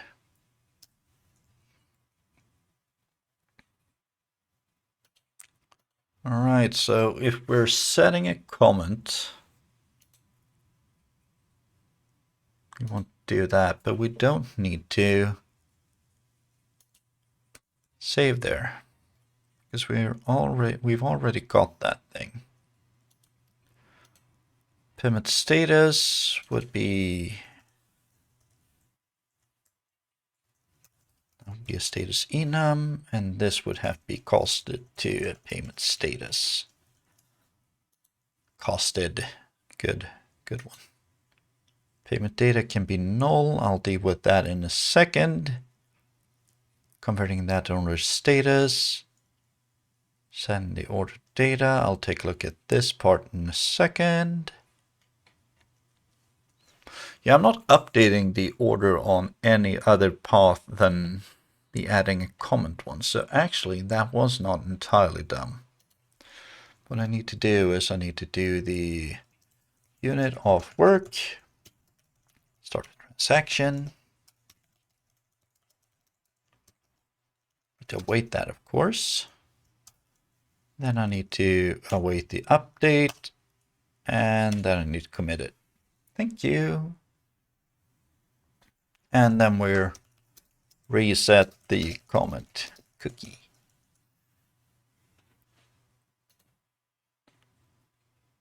Great, great, great.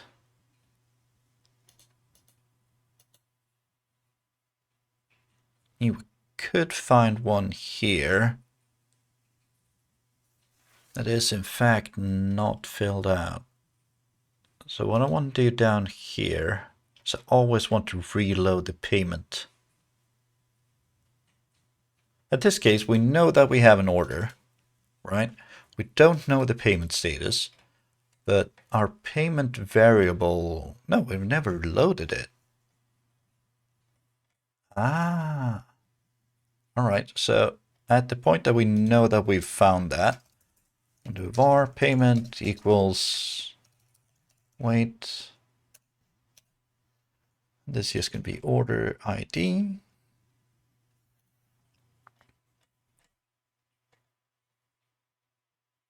Yes, that's up there. I can get rid of that though, because it's not used above there. All right. Payment data could be null still. Not dealing with that. Now we have order rows. And I think that I included order rows, or do I need to look those up manually?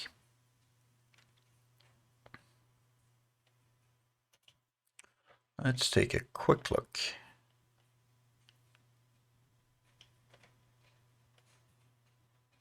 In the get on order. Go to implementation of this. No, I think that uses the default order EF order repository. Get. Don't I have one custom one that includes?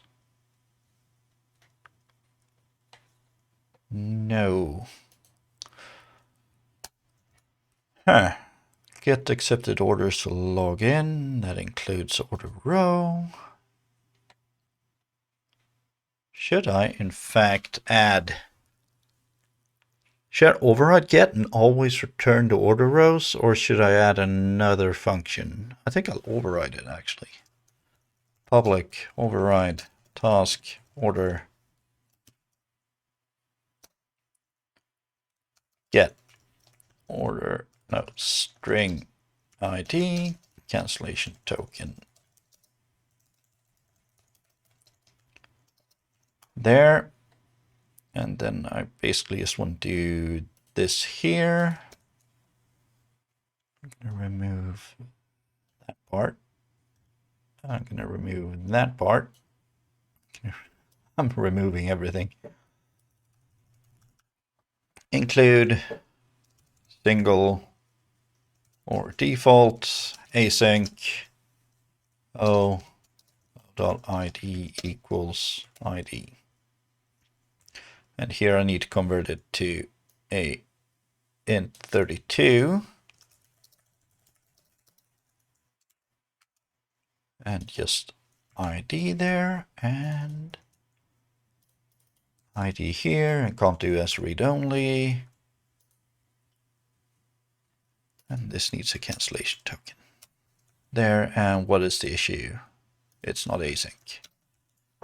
And I think the default one is not virtual. Yep, that's doable. Base EF, these should actually all be virtual, but I'm only going to fix one. Get all was virtual, should be before async, because async is implementation specific. There. Not really, no, Scott. It's just, I don't know, I'm looking for a single one. I know it's slower, and I'm not entirely sure which way I should be doing it, but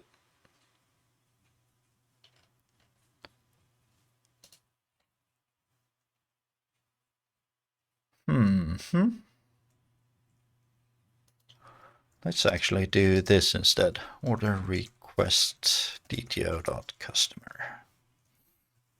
I'm going to remove this little piece here.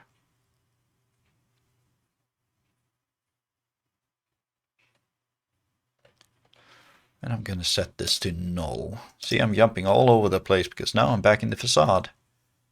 Sorry, the checkout facade, and now I'm back here. It's quite a bit slower since it has to look through the entire table. Yeah, but even when there's an index? Maybe it is. Maybe I should change that to first. Yeah, I mean, it's the primary key that I'm looking at. And that's always indexed. And the database is fairly well indexed at the moment because it was slow. And then I made it not slow by doing it proper. I am a pro, but I still don't have all the answers, you know? And pro as in, I work with this stuff. Let's see, get payment status. We're in the same file still, right? Yep. Let's jump up here first. So now I do in fact have the order rows. Only it's a bit dumb because it only has it doesn't have a plural here.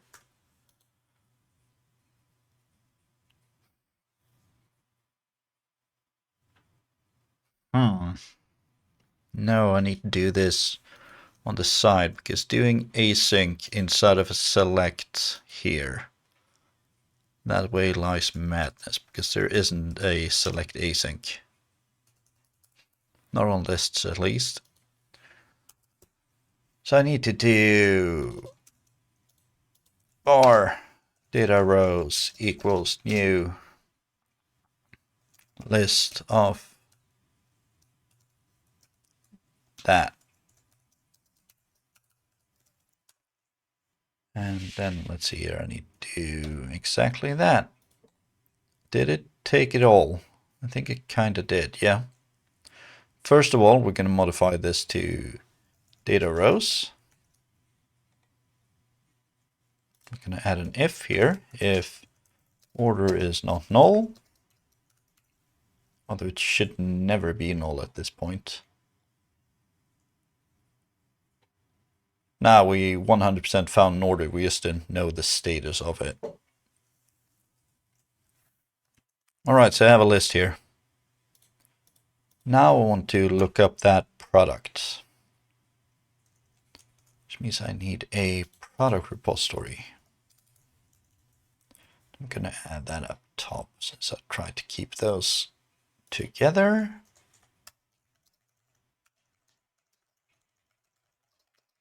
Wait, bang, perfect. I'm actually going to move these all the way up top. Bang, down, and down here we need to find the product.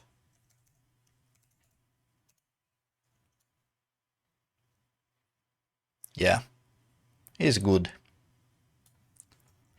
Product.name and product.sku,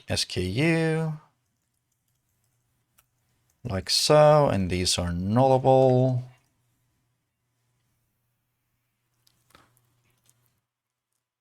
There, bang. Now we need to find calculate freight. I think that's available in Order Manager now, isn't it?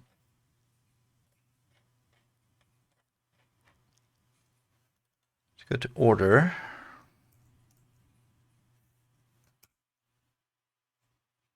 What? No.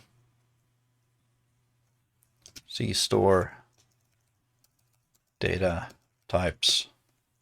There, bang. I do believe there's one in the Order Manager though. Let's take a quick look. Order Manager. Remove stock. Nope. Create order. I thought there would be. Let's jump in here.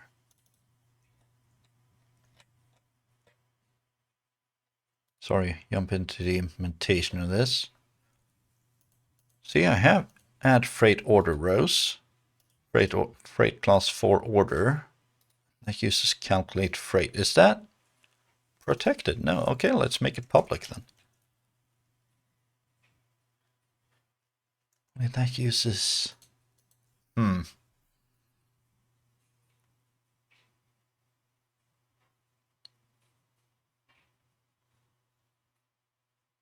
Yeah, let's do this. Public, virtual, async, task, product, freight, class, calculate, freight.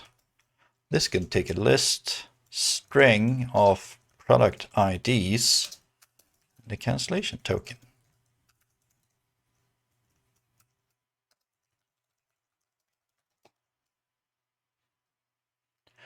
I had it as when all, but then I ran into the fact that Entity Framework does not have is not thread safe.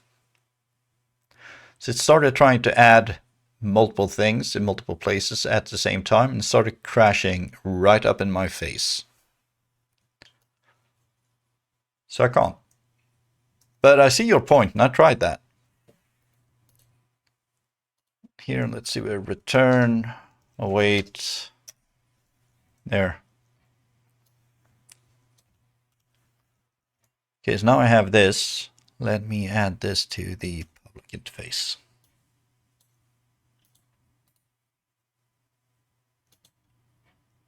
Yeah, exactly. Thread safe. Who cares about that?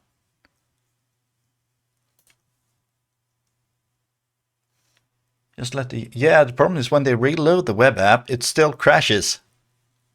Because it tries to do it all at once again. So I ran into that thing the hard way. Yeah, I don't care about if they get multiple orders. That's fine by me. All right, var. First of all, I need the order manager. I'm hoping to be able to remove some of these. Private, read-only, I order manager. And parameter. There's a medium risk of me not being able to hear you if you say anything to me, because I think the yeah, the battery in these ran out. I'm trying to not use my big headphones.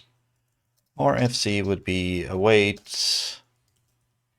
Oh, hold on. Just added the async manually or on its own, but it didn't change it to a task. So it's halfway there.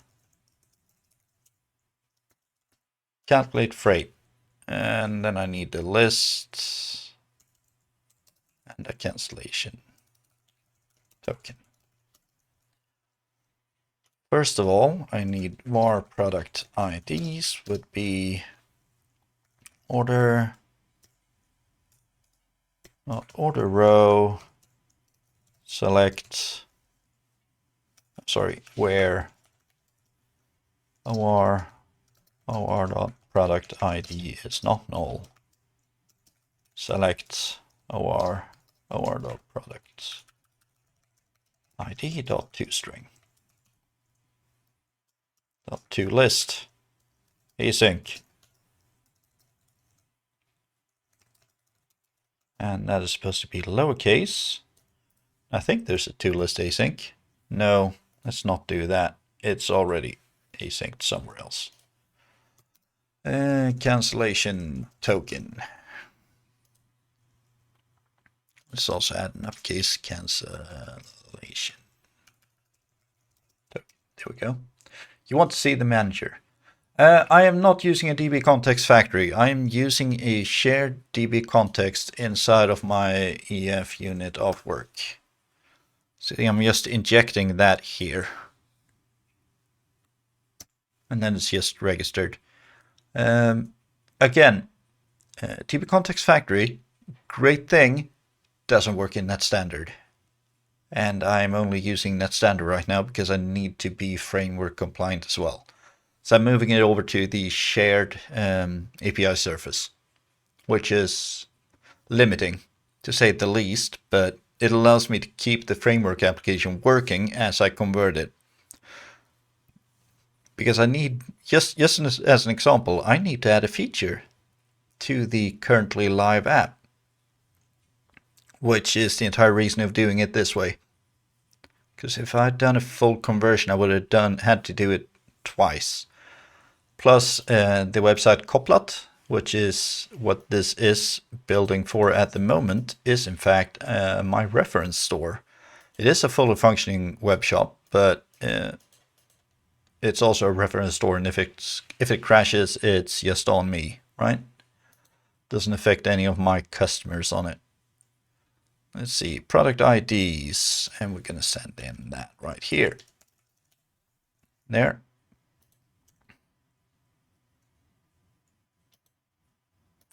I think this actually checks for that, doesn't it?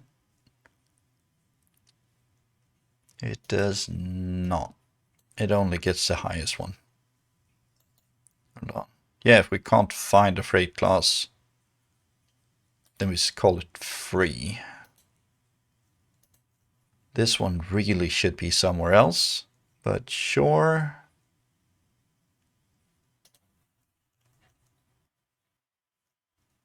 There we go. Remove the async, the cancellation token there. What is ID here? Product freight class.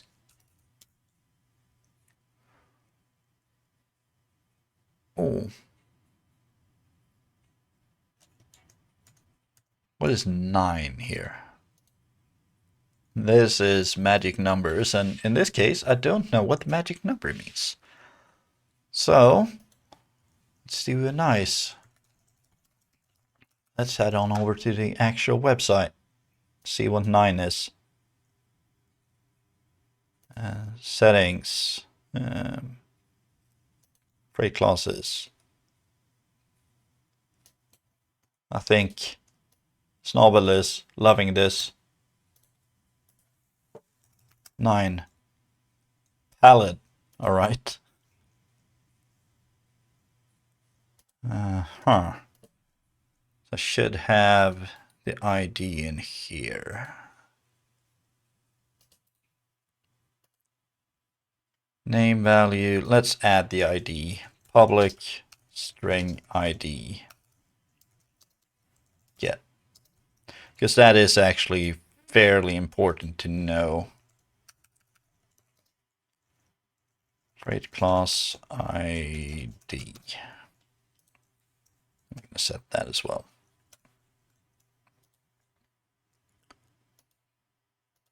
Let's see, I'm creating this in 3 places. It's going to be null.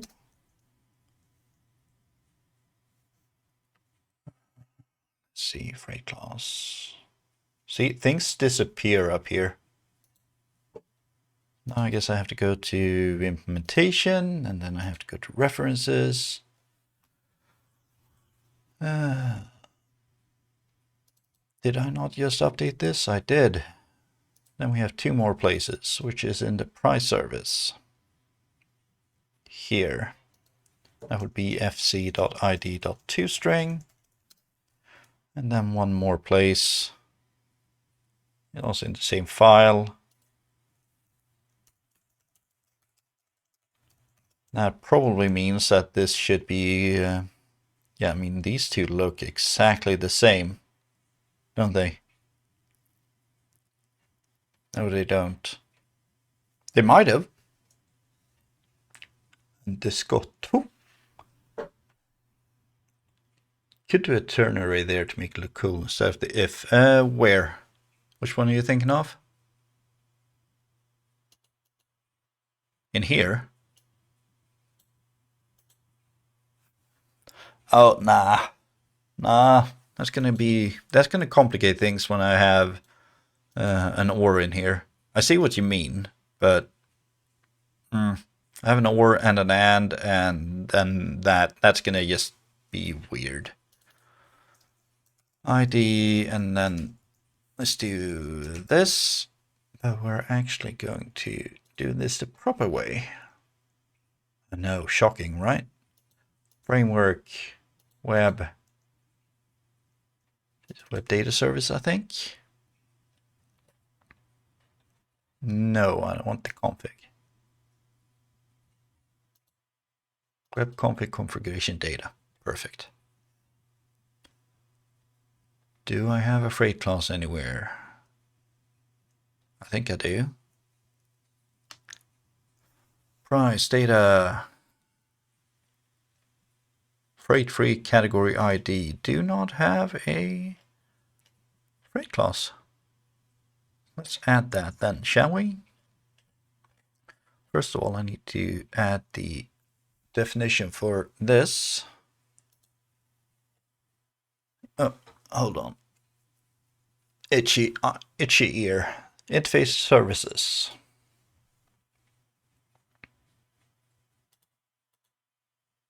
Interfaces, services, web data service. No, not web data, it's configuration data. There.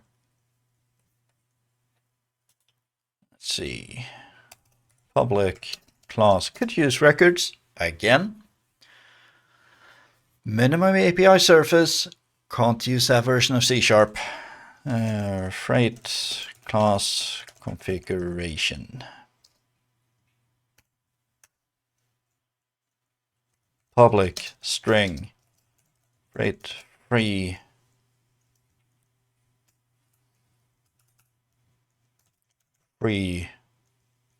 freight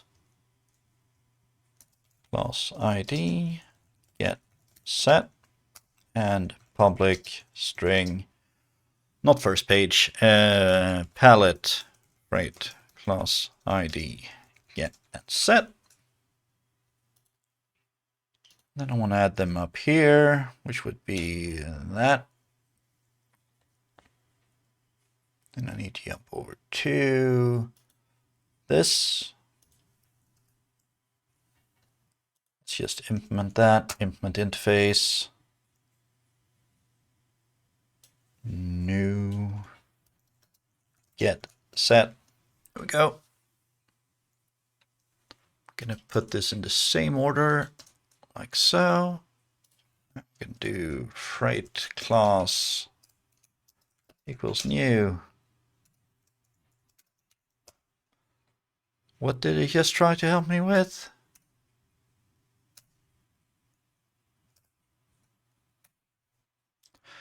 It looked at the format down here and it used the same format up here. Copilot, thank you very much. Color me impressed again. Happens. Let's see, I'm going to have to add these to my config file. And since I only have a web config, ta-da, you can't see crap, can't see anything. Let's move you over to my main screen here. Sorry, my face. Let's see, let's put it down here. Right, class settings. Yeah, no dogs. Sometimes it's really good to have. And you only get to watch my face while I'm doing this because reasons. I am adding a key to the config file.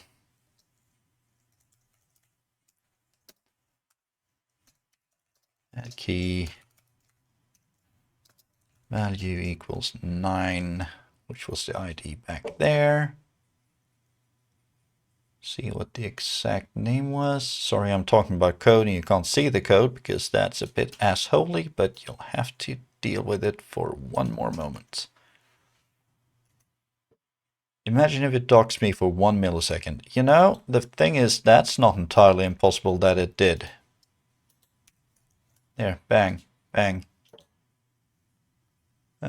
It shouldn't have, because it runs it synchronously, which is important. So it runs the nodocs extension before it displays the file. The problem is if it displays it in the wrong order and it draws the overlay afterwards. It's got all the data.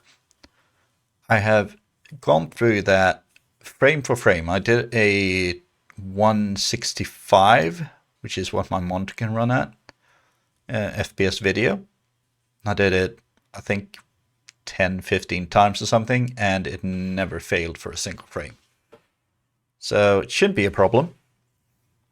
Can't guarantee it. Your Pro God Coder 2000. Oh, thank you very much. All right, so we're going to change this from 9 to pallet freight class ID because 9 is not very easy to know what it means, right? Order facade. Was that not where I was? Yeah, it was. Do I have the config? I do not have the config.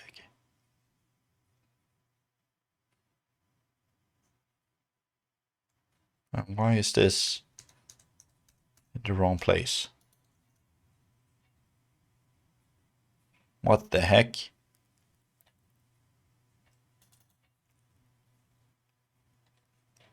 See? Duplicated code. This is doing the same thing. Oh no, wait. Calculate freight. This is actually sending in the product IDs. Never mind, I don't know what I'm talking about.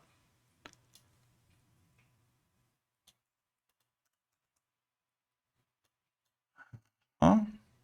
My web data service is not the one I want. I want a private, read-only, my configuration data. Again, it would be really nice to be able to use the config system from NetCore. Can't do it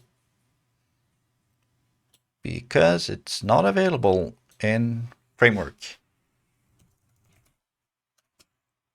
.freight class .pallet. All right, so we have a freight class. We have products that's worth less than 2,000, or the freight class is pallet. Then we're gonna charge them, otherwise we won't. Yeah, options doesn't exist. Not in framework, not in ASP.NET, not in this version of ASP.NET. And this needs to be a task. There. This means it's gonna explode somewhere else. So I'm going to, like everywhere else, do this. Then I'll have to go back once again, mark my configuration thing as obsolete, and start updating it. Start moving everything over to the new way of doing things, the better way of doing things. Is this not async? It is async. What's it complaining about then? Oh. There we go. All right, so get order data, order complete, data DTO. Yeah, looks about right, doesn't it? Yeah, next. Not doing. All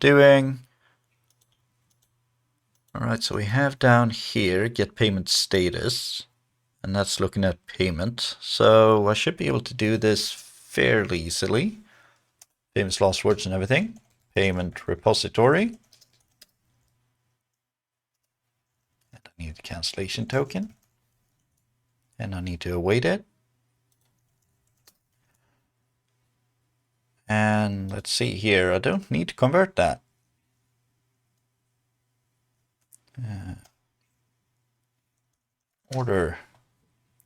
Payment is what I want. Or payment equals payment repository. Sorry, I need to await this. Keep forgetting it. Get order ID, cancellation token. Can remove these. If we still can find the payment, we want to look in await payment repository, get by remote payment ID, order ID, cancellation token. Does this make any kind of sense to anyone out there? If we still can't find anything, return 0. Otherwise, we're going to switch over the status. We're going to have to cast this to a payment status. And I'm gonna need to, sorry, status enum. I should just be able to remove these, right? Yep.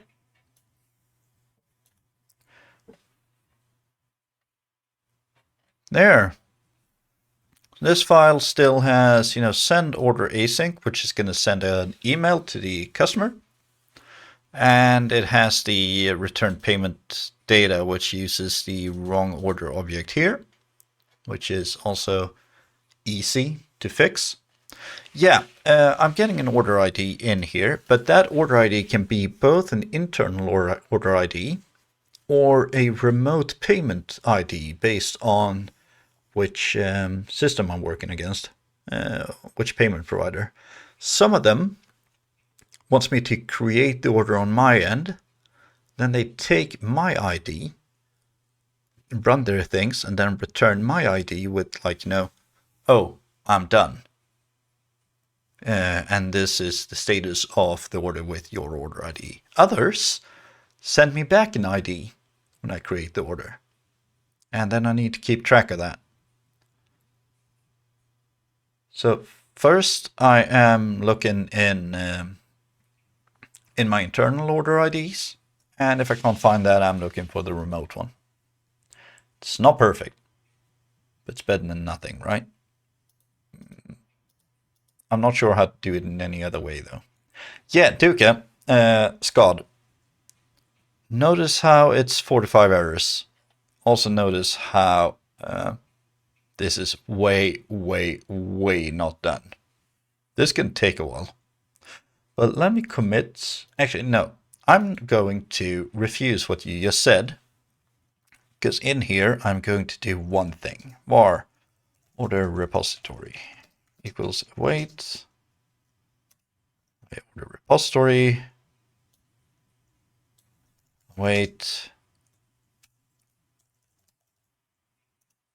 get order ID destination token, and then we're going to return that. There. Compile this. Gonna fail horribly with 44. 10. Yeah, no, that's not true. 44. There we go. Await commit async. Yeah, now I'm going to commit it.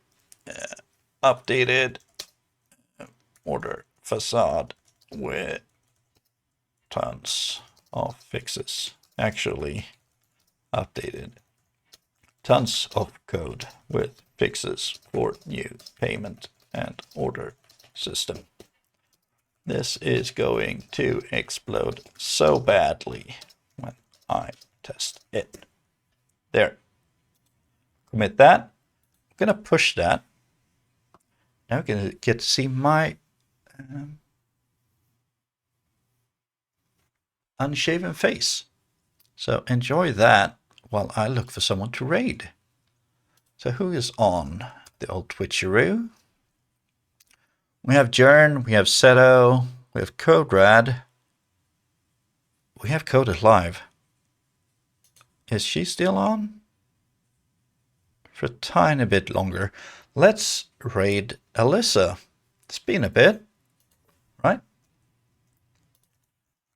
So Alyssa is a wonderful, wonderful human being. She's doing .NET, but she is in fact a old JavaScript developer and Angular expert. So I'm sending you all over to her. Thank you very much for sticking around. I hope you'll have a wonderful, wonderful evening, day, whatever it is over there, and I will try to be back soon. AKA, as usual, probably going to be a bit. Bye.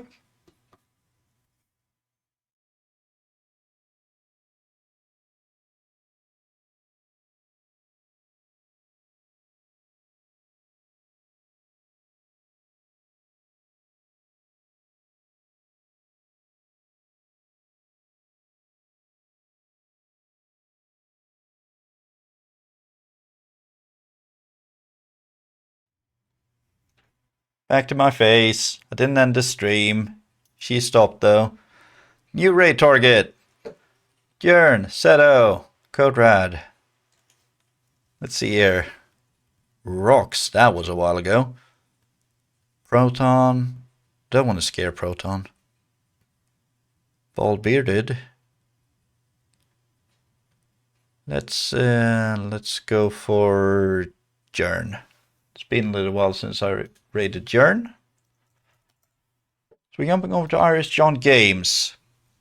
He is building a pirate game, an RTS game that plays a little bit like... oh heck, I can't even remember the name. It looks very fun. It's an RTS game with some both strategy and tactic parts. So let's jump over there, see what he's doing, and terribly sorry about the last raid being a huge fail. Take care. Bye.